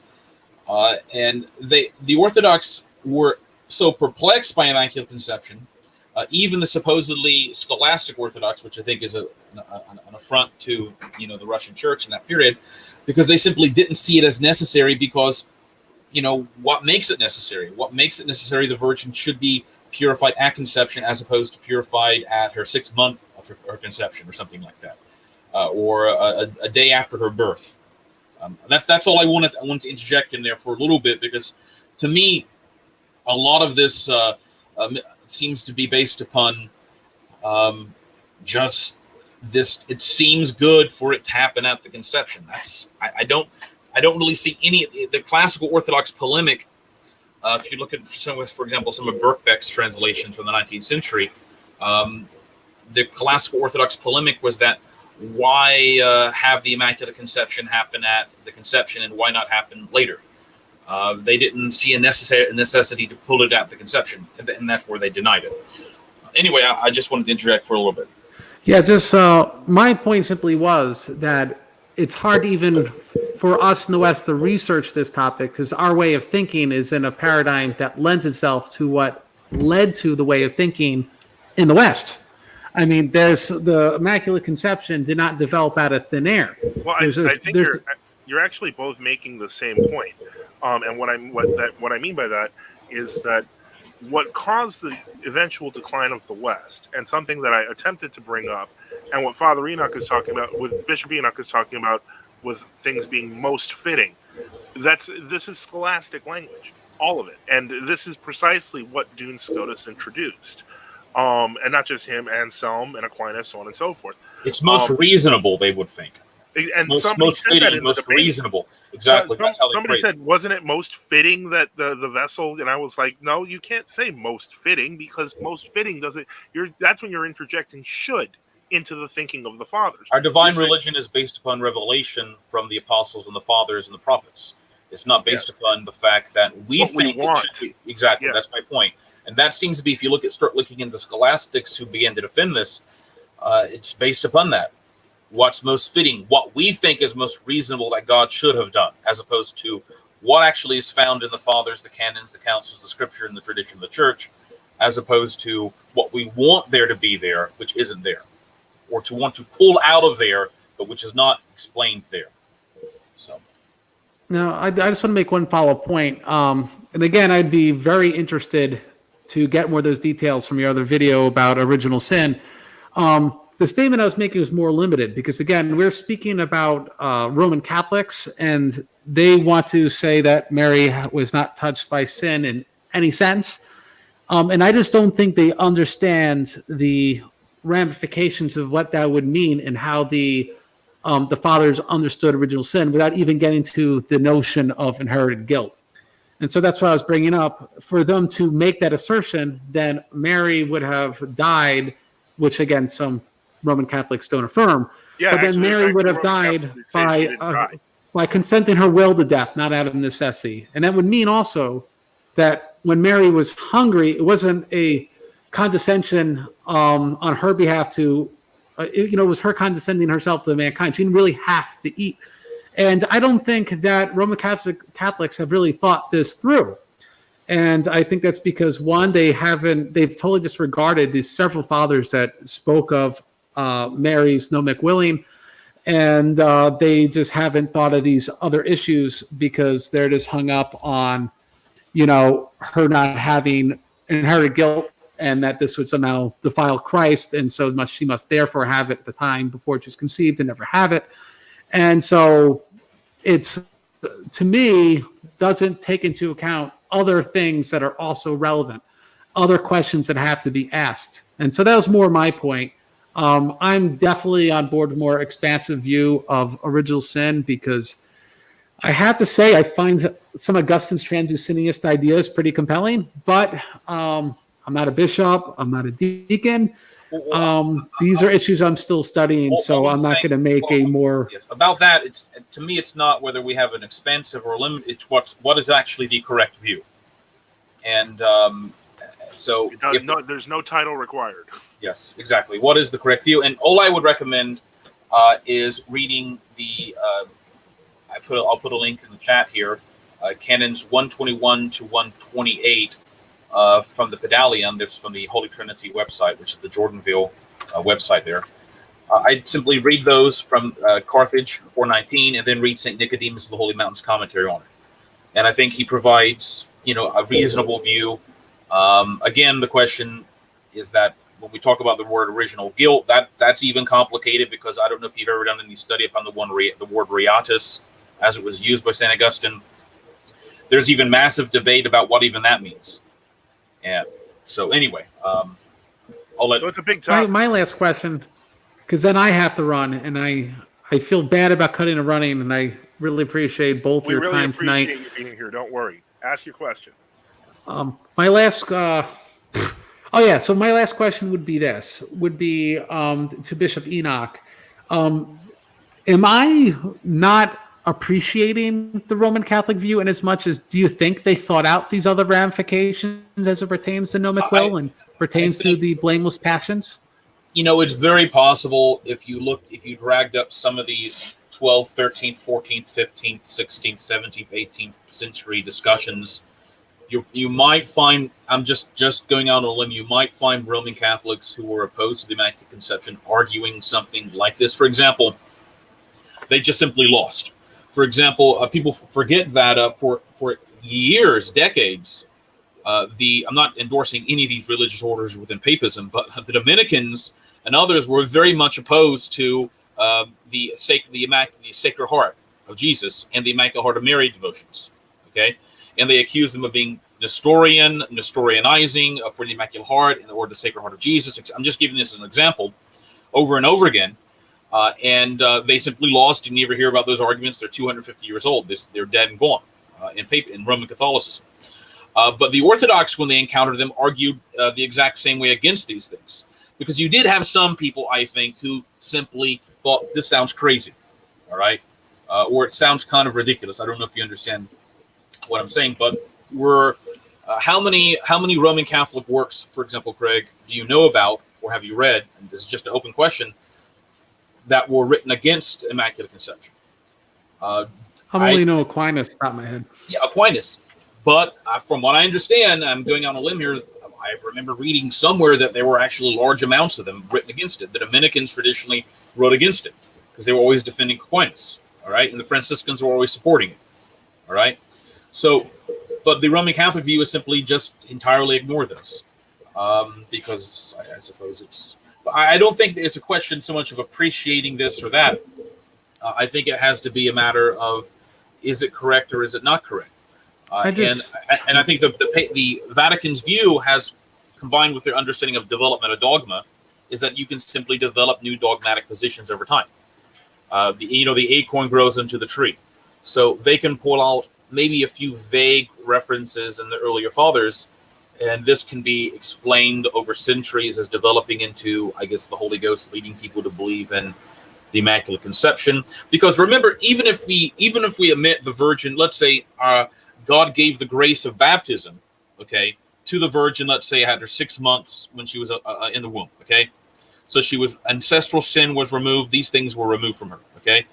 That simply wouldn't mean you're going to be in the same state as Adam before the fall, because at baptism, after we're baptized or an infant's baptized, the infant still will have physical death. It has physical problems. Corruption can set in, all right? So they've gone even before, above simply saying, the grace of baptism was given to the virgin in the womb or something like that. They've gone to the point where saying that physically she's, her body, everything about her is like it was before the fall. So, I think you did bring that up, Craig, about, that's what you were bringing up about what does this mean about the blameless versus the blameworthy passions in relation to the Theotokos. Exactly. And so that then she really didn't need to eat. They would also have to explain away that St. John Chrysostom, St. Cyril Alexandria, St. Augustine, St. Hilary Poitiers, all of them speak of her gnomic willing, because obviously that can't exist without the fall. Yeah, did she have a choice between? Did she have the moment where she had to think, should I sin or should I not sin? All right, and obviously, in the case of the Son of God, that was not an issue because we don't believe Christ had the gnomic will.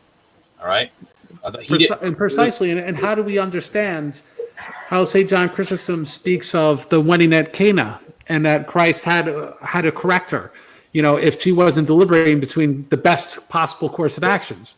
How do we understand St. Cyril of Alexandria and several other fathers interpreting, St. Simeon, the old guy that, Lord, now lettest thou thy servant depart in peace according to thy word.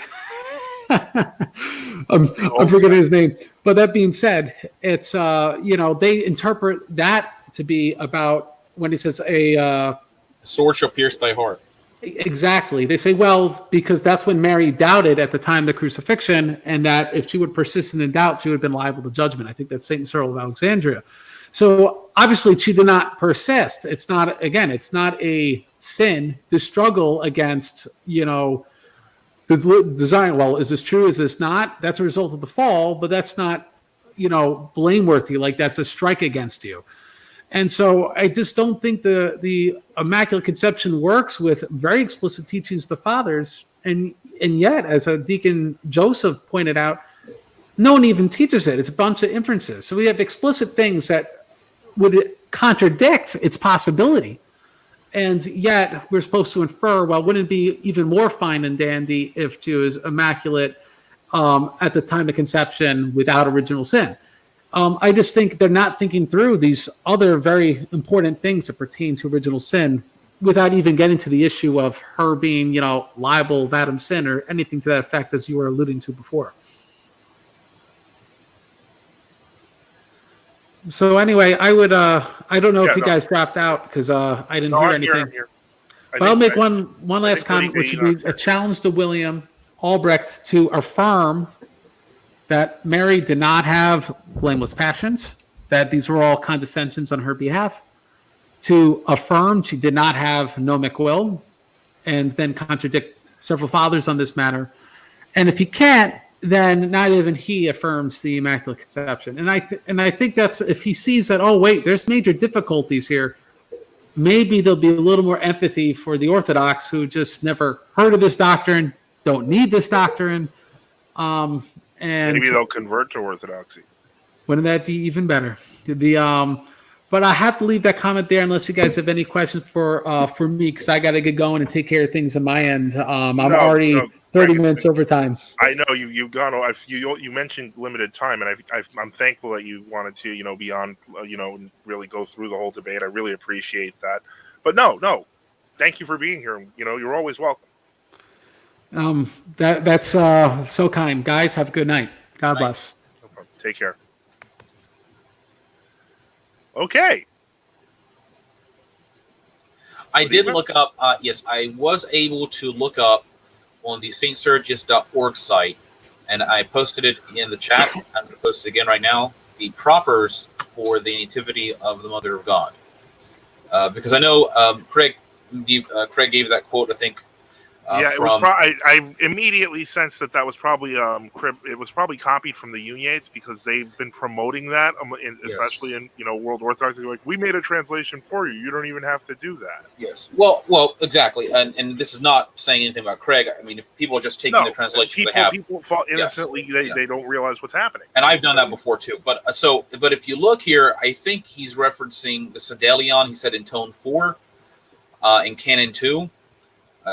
And it says, the sacred Joachim and Anna offered a gift to the priests of old, but it was not accepted, for they were barren. But they made entreaty to the giver of all things, and hearkening to their prayers, he granteth them the tree of life, whose holy conception we honor. Now that's interesting. So he granted. It was holy conception. Yeah. So, I mean, I'm looking at the Slavonic. I'm not that great at reading Slavonic. Maybe you can look at it, Father. I mean, if I can see the Greek, I'll give you the link to the Slavonic. If I could look at the Greek text, I could actually look. But it's probably It's probably something like holy agie or something like that. But anyway, in Greek. Well, we did just get a question from Rambles asking whether or not we're taking questions tonight, and we are. Vladika, send me that link, and I'll take. I put it in the YouTube chat. Okay, I'm not in the YouTube, and for some reason, I'm not seeing. Okay, wait. I'll link it to you right now in the the other chat. The point I jumped in there was I'm really sensitive. Let me be frank about this whole original sin discussion. Well, I'm glad you did. What I wanted to do was let Craig explain his criticisms and his critiques, and I thought he's a prominent guy, so he should be able to do that. And I just at the end I wanted to basically say something. I was but I simply do not view. Do not think the whole angle that the Immaculate Conception is not necessary because we don't believe in original sin is an accurate angle at all.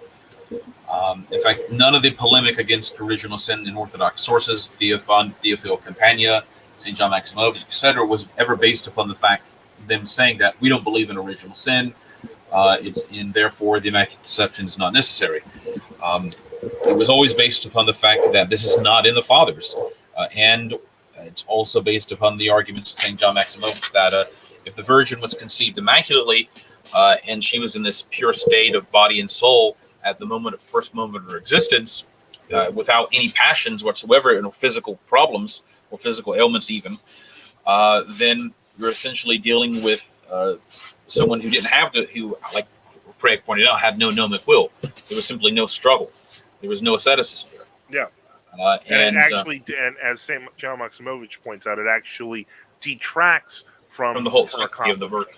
And of course, in the case of the incarnate Son of God, we don't have to posit this. This is not a problem with him because the Son of God came to redeem man. He didn't come to be us. He came to take on sin as the Lamb of God that takes away the sins of the world, not to commit sin or not to struggle in his own eternal life against committing sins. It was not some Nestorian concept like that. All right.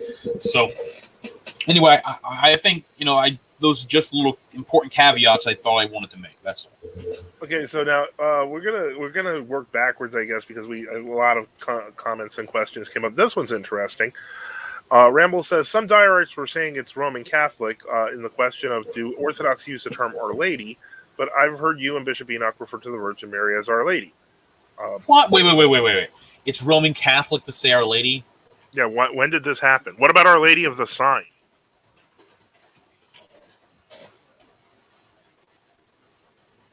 Father? Hello? I'm listening. Continue. No, I was just saying the term Our Lady has been used, and you can find it in the West well before the schism, very often. To say that, if you're saying if you take out all the baggage, the Immaculate Conception, and all the other stuff. Look, at the end of the litanies in the Eastern liturgy, they say, commemorating our most holy, most pure, most blessed, and glorious Lady, the Theotokos, and the Virgin Mary. So I'm just saying Our Lady instead of, I could say our most holy, most pure, most blessed, and glorious Lady all the time. It's like we say Our Lord. All right? Yeah. Whereas opposed to saying Our Lord God and Savior Jesus Christ. Exactly. So is it Roman Catholic to say Our Lord as opposed to Our Lord God and Savior Jesus Christ? It's just a little bit of a shorthand instead of giving the 15 different titles that are appreciative of the Virgin. It's definitely not, I don't think. All right, so let's move back and see. If somebody's bringing that up as an argument, they're really struggling to find something. Well, the diorites. I shouldn't even. I don't understand them.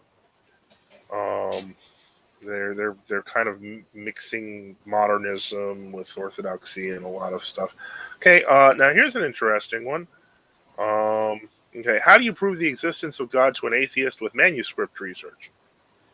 Why would you prove the existence of God? Well, I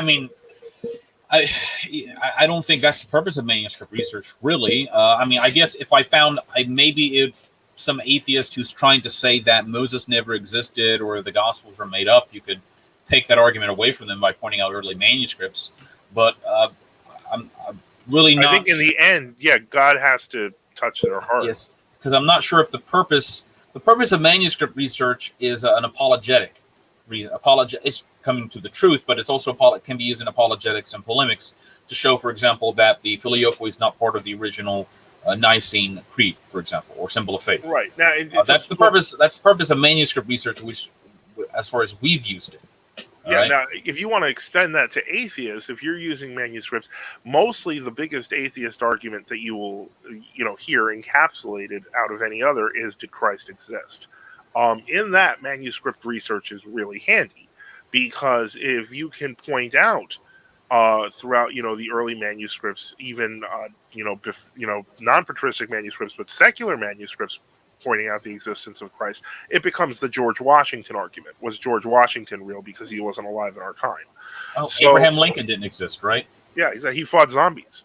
So, there's actually a Facebook page called "Did Abe Lincoln Exist?"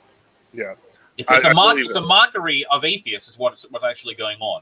Yeah, where they try to say where's the evidence, and the page started out as a running joke, but it got serious over time. Anyway, so yeah, I've got to the beginning, so we'll see if I can move down from here. Paul Yusuf asks, if you guys don't mind, do you think Miaphysites are heretics? Yes, they are. Yes. So next, let's see here. We move here. Okay, I'm gonna skip comments about how William Albrecht's debate, because frankly, I think Craig covered them all. Let's see here. The Latins. Okay, this sounds like this. There's a lot more side comments, it seems, back and forth than actual questions. But if anyone has questions, we're going to be here for a few more minutes, and so throw them out there. Yeah, it looks like you guys have great discussions with each other while we're talking. Aha! Why didn't the Council of Carthage include 3 and 4 Maccabees and 1 Esdras? Some RCs say those books shouldn't be in the Bible, but us Orthodox accept them. Now, it's interesting because if I remember correctly, the Clementine Vulgate, even though it was not translated in the Challoner revision, but the Clementine Vulgate and the translation, the original Douay Rheims, do include those books in an appendix. Uh-huh. Yes. Yeah, and that actually functionally, when you include those 3 books as the Latin, well, you essentially have the Slavonic, you have the Slavic canon of the Bible. So it's basically identical. Okay, so we're looking for more questions. Let's see here. Is that okay? I'm not. Oh, okay. Assault rifle. What are your thoughts on Saint Boethius as an Orthodox theologian? He is barely mentioned at all, and he was the equivalent of Leontius of Jerusalem for opposing Oriental Orthodoxy.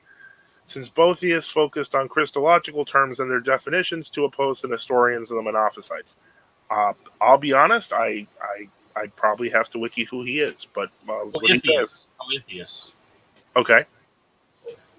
He was actually killed by the Arian king, and as I recall, in Italy, like in 530, maybe. If you could look up Boethius, okay. He's most well known. He wrote some works against the Nestorians and the Monophysites.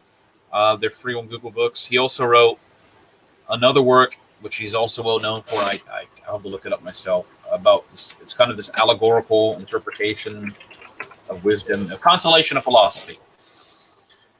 So I know a lot of people.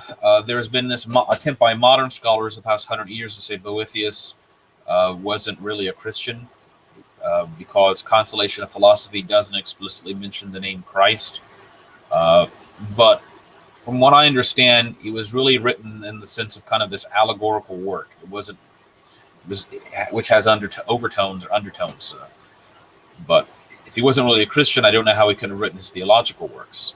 I think he was more of a kind of in the kind of the grammatical and philosophical school of the end of late antiquity.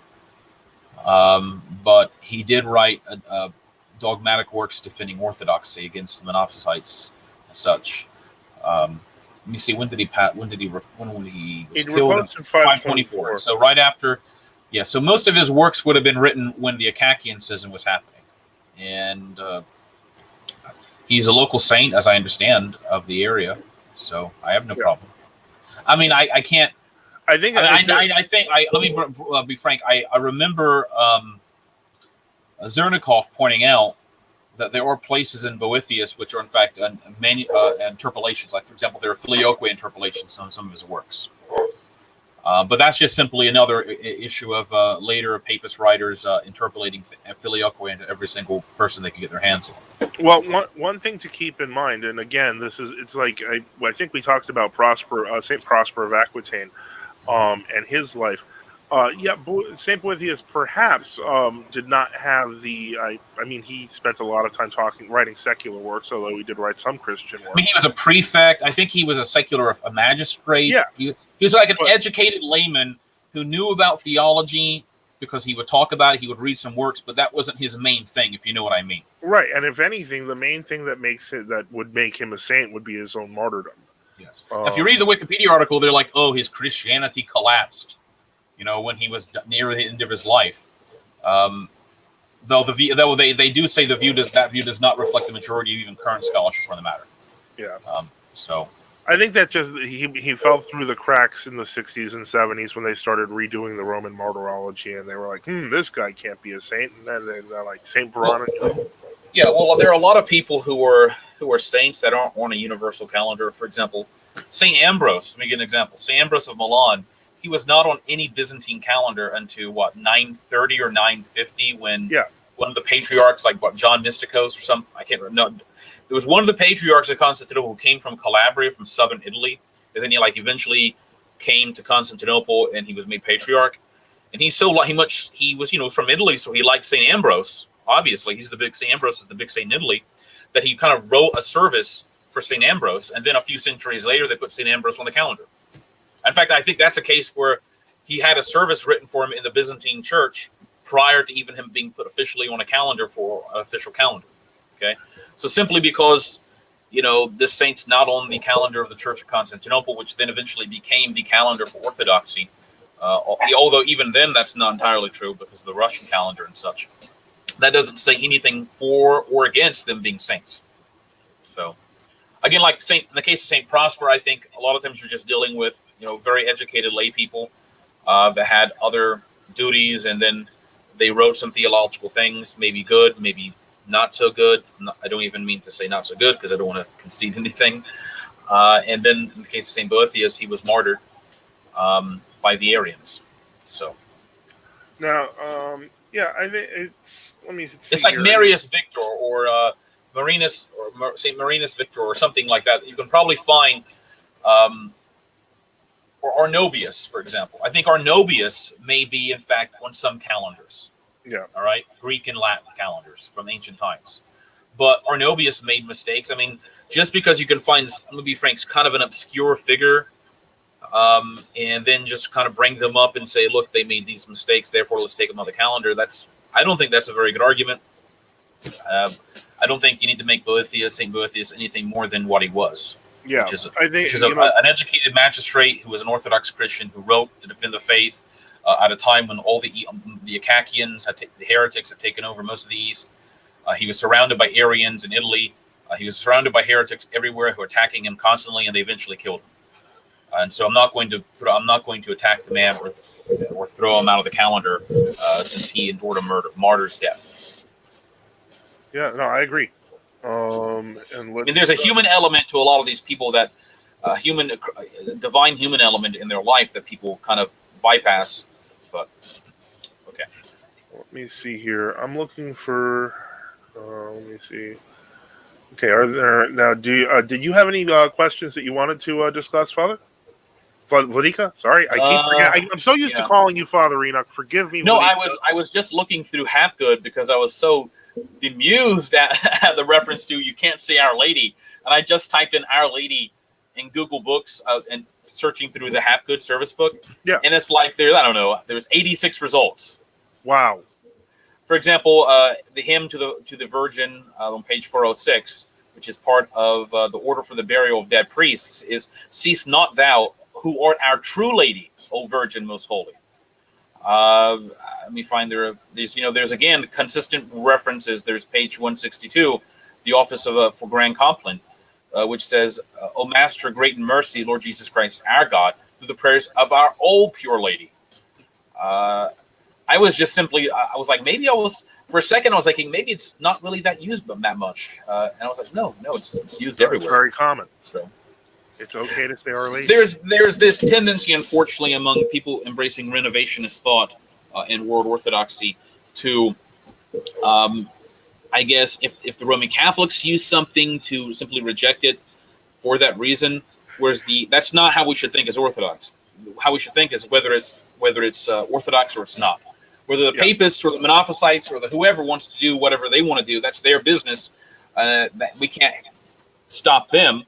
I think just based on Hapgood, the overwhelming evidence is that if you say the words and the conclusion, and of course the conclusion to all the litanies, or most of the litanies, calling to remembrance our most holy, most pure, most blessed, glorious Lady Theotokos, exactly. never Virgin Mary. So don't worry, if you say Our Lady, it's not going to like automatically make you start doing rosary nights, and you're going to name your middle child with Mary, even if he's a guy in his middle name or anything. For example, it'd be like saying you can't say Holy Virgin Mary or Most Holy, but if or there are some people who say you can't say Most Holy Virgin because you have to only say Theotokos. What about Blessed Virgin Mary? That's been used for ages. Well, look in this article by St. John Maximovich I posted, where he writes against the Immaculate Conception. He constantly talks about the Virgin Mary, the Most Holy Virgin Mary, the Mother of God, Most Holy Mary. I wonder if he says Our Lady. Well, I mean, look. Oh, the word lady is not used here. Okay. I don't take that against him, though. No, it's okay. He still wrote a great work. Okay. Anything else? Someone asked, what's your opinion on Father Dimitrius Staniloi? And then they pointed out he did accept evolution. I haven't read much of him. I think he wrote a textbook, a 2-volume textbook called Orthodox Theology or Dogmatic Theology, I think. Yeah, and most of it is very standard. It's not necessarily bad, from what I remember, but he does believe in evolution. But outside of that, I mean, I wouldn't put him in the same category. He was an interesting figure for a Romanian New Calendarist, because I guess you'd say he's probably one of the better of the Romanian New Calendarists. Yeah, he's no Romanitas. Yeah, he's not mad, and I think he does talk about to bring up original sin in basically Orthodox terms, as I recall. I'm very vague on the book. I haven't looked at it in some time. 2 volumes of it. I know he talks about St. Gregory Palamas, obviously. I think he actually made a number of statements against ecumenism. Actually, there's actually yes. You know what? There is a. Again, I'm not defending the evolution stuff. Obviously, if that's true, I mean, I'd have to see the source, but if that's true, that's not very good. But there's actually a YouTube video that contains the testimonies of all these important Romanian New Calendarists against. Now, none of them are bishops. All of them were basically like some, elder living in the mountains that nobody listens to, or, Father Dimitri, who, people listen. It's very strange. People like that who would be against ecumenism, yet be in the Romanian New Calendar Church. Nobody in the Romanian New Calendar Church, 99.5 of them, none of them really listen to anything he would say against ecumenism. All right, so that's true. They'd listen where he confirms what they want him to confirm, and they would deny him everywhere else. It's like, what's his name? There was this one Romanian priest who was tortured a lot, Father George Cauciu. Yeah. Right. And as far as I mean, he was Romanian New Calendar, but he never attacked the old calendars, as far as I know. I mean, he never. He was a sincere person who was tried to follow what he thought was tradition, but he's almost entirely ignored or thought to be some kind of weird eccentric, I guess, in his views against ecumenism. Yeah, all right. Salter Rifle writes Father Dimitri was involved with the WCC and wrote articles for that. Well, then I can't endorse him. Then I wasn't endorsing him. We don't endorse new calendars anyway, but since you asked our opinions, well, that's interesting, because you also see a lot of people, they pull up quotes from like Patriarch Daniel of Romania or somebody saying something that looks like it's against ecumenism, but it's like very strange. But then they go doing all these ecumenical services with people. All right. And the problem is that you could have said, why did Father George Grave participate in the Order and Faith Commission or give a speech at the WCC in 1952 or whatever? All right.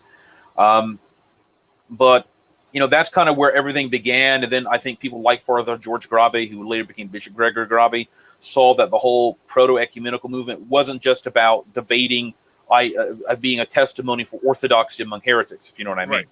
It was pretty evident very early on.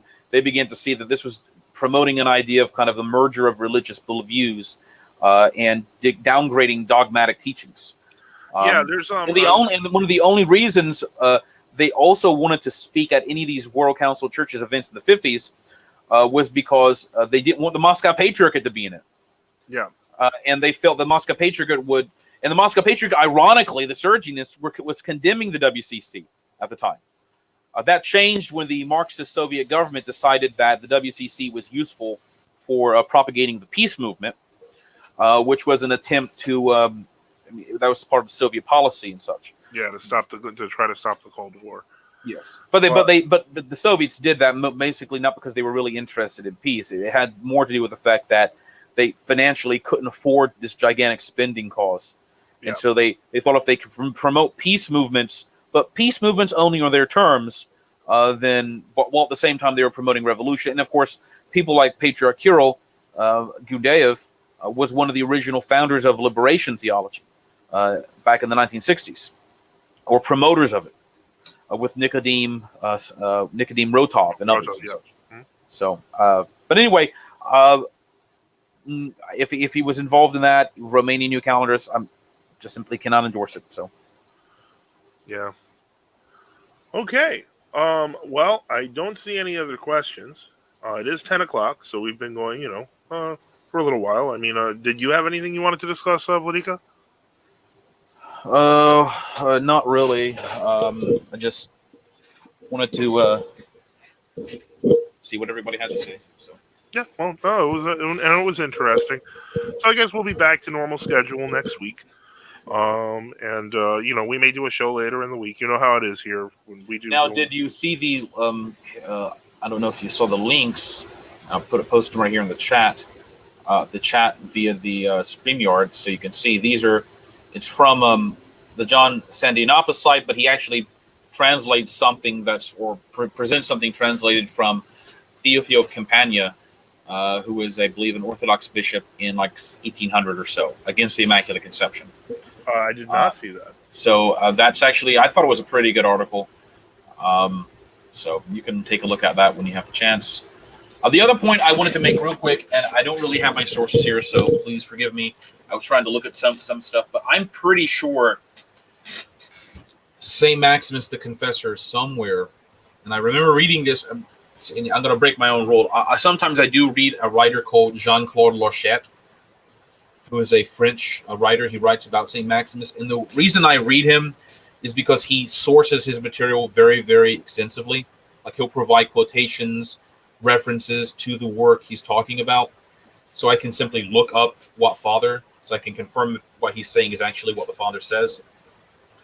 And I believe I did look up that St. Maximus did believe, when talking about concupiscence, that the act of procreation did in fact was in his view connected to original sins, propagation in man. And this gets into this whole question of the origin of the soul, which, obviously, St. Gregory Dialogus talks about how some people believe in what's called creationism of the soul. That is, the soul was created ex nihilo at the moment of conception. And others among some of the fathers believed in, I hate to use the word traducianism because that's been so messed around with.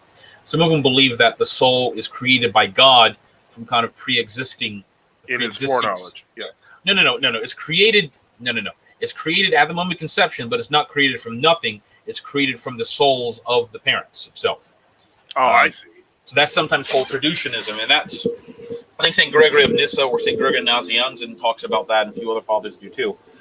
St. Augustine talks about that, though I think he's more on the creationist side. The reason that's important is because if the soul is created ex nihilo, the reason many of the fathers saw problems with that, that is, if the soul is created out of nothing, is would the soul be created? The soul has to be created pure then, and then it has to be. How does it inherit anything about ancestral sin, whether it's physical death, a fallen will, or any of these other things? Because God can't create something that's imperfect or bad. All right. But anyway, St. Gregory Dialogus says this is an unsolvable question. Ultimately, it's in the mystery of God. All we know is that God does make souls at conception for each person. How he does that, St. Gregory's view is that the only thing that we do exclude pre-existence of the souls. You know what I mean? That's the Origenist view. That's the view of Plato and some of the Greek philosophers. We do not believe in the pre-existence of the soul before conception and such. But my point in that was, I believe St. Maximus does connect marital procreation, the physical procreation act, to transmission of original sin. And St. Augustine does speak about this issue when I believe Craig did bring up the point about the passionless procreation of Saints Joachim and Anna, and he mentioned Paisius. And he says it was the later Paisius, which would be Elder Paisius Enzepetus, I believe, who was, I believe, who was basically reposed around like 1992. And of course, I don't count him as a father. It's not Paisius Velichovsky. But the point out is that Saint Augustine, I believe, in the City of God, kind of makes a point where he agrees with Saint Maximus, or they both are part of a common understanding that one, procreation, in the sense we understand it, is a result of the fall, and two, he did speculate that it's possible to have passionless procreation, but Saint Augustine did not want to locate the transmission of original sin, as I recall, too heavily in the concept of it being through physical procreation. Now, because technically you can have test tube children, for example. Well, and that Saint Basil says something. He said something similar as well, in the basic teaching that if our first parents hadn't sinned, that there would have been perhaps another way. But once we get past, if they didn't sin, it is still speculation. Yes. But my point was that in the case of, let's say, a test tube child who is created from, if a scientist takes two eggs and combines the DNA in this way, and therefore a child is created in that way without the sperm and all the other stuff. Okay. There is no passion in the sense of we understand being used in that. Okay. But these people are obviously conceived and grow up, and they're not just soulless entities, as far as I understand, that we're talking to. So my point was that you can find theories that the fathers were talking about maybe this is how original sin is transmitted, maybe this is how it is, maybe this is how it is. But what they don't doubt is that original sin is exactly just like Saint Gregory the Great differs over traducianism or creationism in terms of the soul. But he doesn't doubt that the soul is made by God at conception. All right. So we have one last question. Okay. Ramble says many RCs say we deserve the sack of Constantinople for the massacre of the Latins. Well, there were Latins massacred about 40 years earlier, or 1180 or something like that. Maybe it was only 25 years earlier, like 10,000, or maybe that's over, maybe 1,000. I don't know what to say to that. It's kind of a weird argument. I mean, it's like you don't answer. I think the sack of Constantinople was probably partially a judgment because there were some Union emperors leading up to that. Yeah, exactly. There could be. You could respond. God was angry with Constantinople not because it wouldn't unite with the papacy, but because it was trying on some cases to unite with the papacy. Yeah. All right. So I would simply respond that I would say that they deserve Vatican II because of their heresy for so long. Yeah, that's just the working out of it. Yeah, but I don't know if that's really a question you deserve this because I mean I don't know how we the Orthodox in the 21st century were responsible for what a Byzantine mob did in 1170. Not quite sure. I mean, if it was some consistent thing, then you can maybe make an argument, but then again, what about the various things the Roman Catholics did where they took over the Holy Mountain? I mean, hanging monks, murdering people. For example, the Uniates did under the Unions exactly. Exactly. Joseph Kuncevich, going around, murdering people with the Polish army, and then an angry mob kills him, and they're like, "Oh, he's a saint." No, he wasn't. Someone throws an axe at the back of his head, and it kills him, and then the mob disperses, and he suddenly turns into this holy martyr. I mean, it's kind of like the Mormon idea that Joseph Smith is a martyr. He was involved you're a martyr with a gun in your hand. Yeah, he was in a gun battle in Carthage County Jail. and that turns him into a martyr because he gets shot. All right. So I mean, it's not a very good, very good. It's not a good line of argument, and and what's also interesting is when you talk about the Union of Brest-Litovsk, that all the Polish Roman Catholic clergy hated it. That this was something they simply wanted them to all become Latinized. Yeah. It was really the Vatican that had to arrange this. And initially, there was this one decision, it's a secondary source you can read in Blackwell's Compendium on Eastern Christianity. And it talks about how the Vatican initially said that chrismations by the Orthodox were considered all invalid. All right, like in 1596 or something like that, or 1598. Or the cases of the Franciscans demanding that all the Orthodox be rebaptized and such. So a lot of things the Roman Catholics throw the Orthodox, the papists, they've done to us 1,000 times over. Yeah. If you want to get into that kind of back and forth. For example, I'm going to give you an example. I don't even want to compare what Rome did to the indigenous people, so on and so forth. Nothing on that scale exists in Orthodoxy, even if you talk about the Russian incursion. For example, let me give you an next point.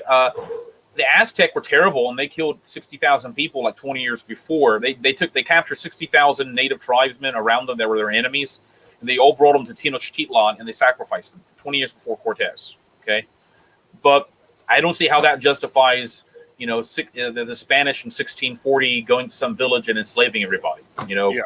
I mean, one gigantic massacre does not justify another gigantic massacre. Now, you can say in the judgment of God, in the way he works in histories, he does bring judgment upon countries. For example, God brought judgment upon Jerusalem, and the Babylonians destroyed the temple, although God considered the temple holy. All right? But there's a way in which God works in his mysterious judgments to bring destruction upon things. Well, right? I thought it was one thing that I thought was interesting. A byproduct of this debate was that I began looking at a copy. It's in Greek of the first Antiretic of Saint Mark of Ephesus, and there's a large life of his, probably one of the most expansive ones I've seen. And one of the things it talks about is in the run-up to the sack of Constantinople, that not only were people like St. Mark and his brother John Evgenikos trying to warn the people that their sin was bringing this upon them and that they needed to defend their cities, but in a sense that judgment was even brought upon Constantinople for the Union. And that was an argument. That was an argument they were saying back then. Yes. So, well, remember, if you ever read Ostromov's book on the Union of Florence, he talks about how there were several attempts by the anti-Ultramontane segment. There was, at that time, people forget, when the Florentine Union happened, or around the time it was happening, there was, in fact, a great schism within papism. Okay? Right. And there was like Eugene, who was elected to replace... because technically they had deposed, the Council of Constance had deposed Eugene or something like that. They actually had rival boats for the Byzantine delegation. Exactly. And so one of them came and they said, it was the King of France basically saying, look, come and talk to us. Because technically they had already, by deposing the Pope at their council, they had already issued a declaration saying that a Pope can be deposed to an ecumenical council or a large general council is superior to a Pope. So that whole session of discussion would have been not even necessary. They could have gone to the council. The French prelates at Constance could have said, okay, the Greeks are right about this. Now we just have to talk about the other stuff. Maybe it wouldn't have worked. Maybe it would have worked out. But the emperor didn't want to do that. All right, because the emperor was convinced of better military help from the Italian city-states who had naval power. The King of France didn't have a navy, really. I mean, and if he had an army, how was he going to get the army to Constantinople? I mean, he'd have to go through all these other countries. They'd have to allow him. It'd be one thing after the other. So the emperor, who was ultimately just simply interested in the Italian city-states, giving them money and mercenaries and a navy, and all of which they never really gave. They gave like 500 mercenaries, 1,500, but that's not going to defend against, 500,000 Ottoman troops. But my point one, I would like to bring up real quick about, since people mentioned the Unia, there was, I recall, in 1840, when the Union of Brest-Litovsk happened, most of the people who became unions were not just Ukrainians. That was actually half and half, as I recall, because Ukraine was split almost, But most of those who became uniates were, in fact, what we call the Belarusians. Okay, and in 1840 or so, there was a mass movement of the Belarusian unions to become Orthodox, and it was under like a Metropolitan Joseph Semovich. Yeah. I can't quite remember his name. He and like 7 other union bishops, and they said, "Well, we're just going to become Orthodox. We've decided that's the best thing to do."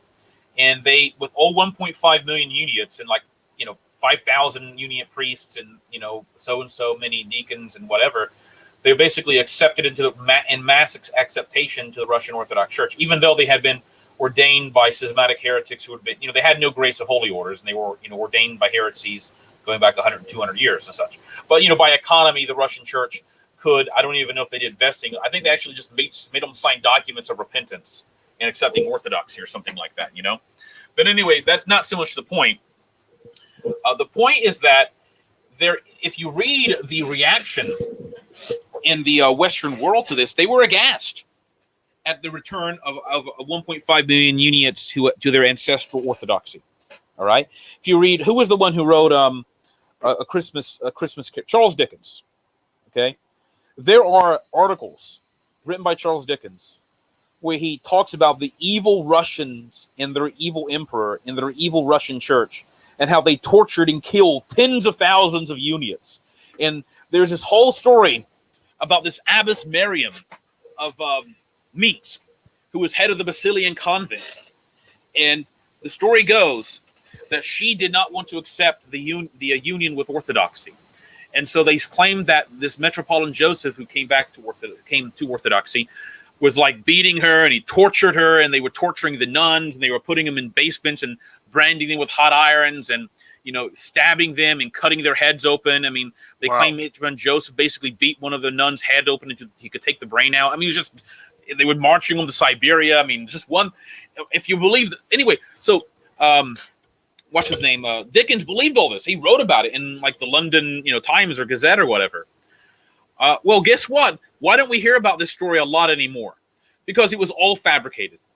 Okay, the Abbess Miriam, who was telling these stories, she was being paraded around France by her kind of a uniate confessor, or not uniate.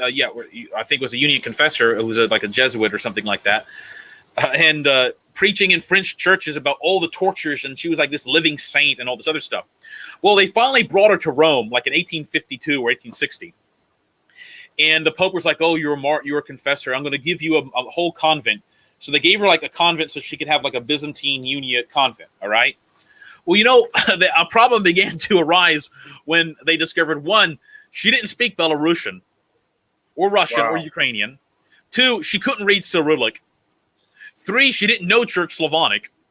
4, she had no idea of the structure of the divine office in the Eastern service books. Wow. So she turned out to be, guess what? Just some Polish lady they were taking around, calling her an abbess and pretending she had been beaten and horribly tortured by the Russian Orthodox. So they could basically malign Orthodoxy in the Russia in the Western press and media at the time. And they did a number on it. In fact, there was a study in the 1920s by another uniate hieromonk who came to the conclusion that her name was actually like Laurentia, and she was some Polish maid or something like that. Wow. There's this also a similar story about the Dowager Empress, how initially she believed this one lady who was claimed to be Anastasia, but then she changed her mind over time. Yeah. And the story is the Dowager Empress said something like, "I could understand how a knock on the head could make you forget a lot of things, but I don't understand how it can make you only speak gutter Polish." All right. So I don't know why I went down that rabbit trail, but I mean, you learn something new every week on this. But I was reading about that recently, about the terrible persecution supposedly of the uniates, and I'm sure maybe some stuff did happen. I mean, they claimed they seized all the churches. Well, the problem was that most of these churches were like built in the 1400s, so they originally were Orthodox. Yeah. Or built in the 1200s. So and they were seized from the Orthodox by the uniates to begin, or the papists to begin with in 1596 and whatsoever. But the point is that we're talking about who did what to what. the papists have a much worse history than anybody else, frankly. Maybe Yeah. maybe the Muslims are a little bit I was better. going to say maybe they have a slightly less bad history than Sunni Islam. Yeah, I think that's actually probably a little bit. Yeah, you're right.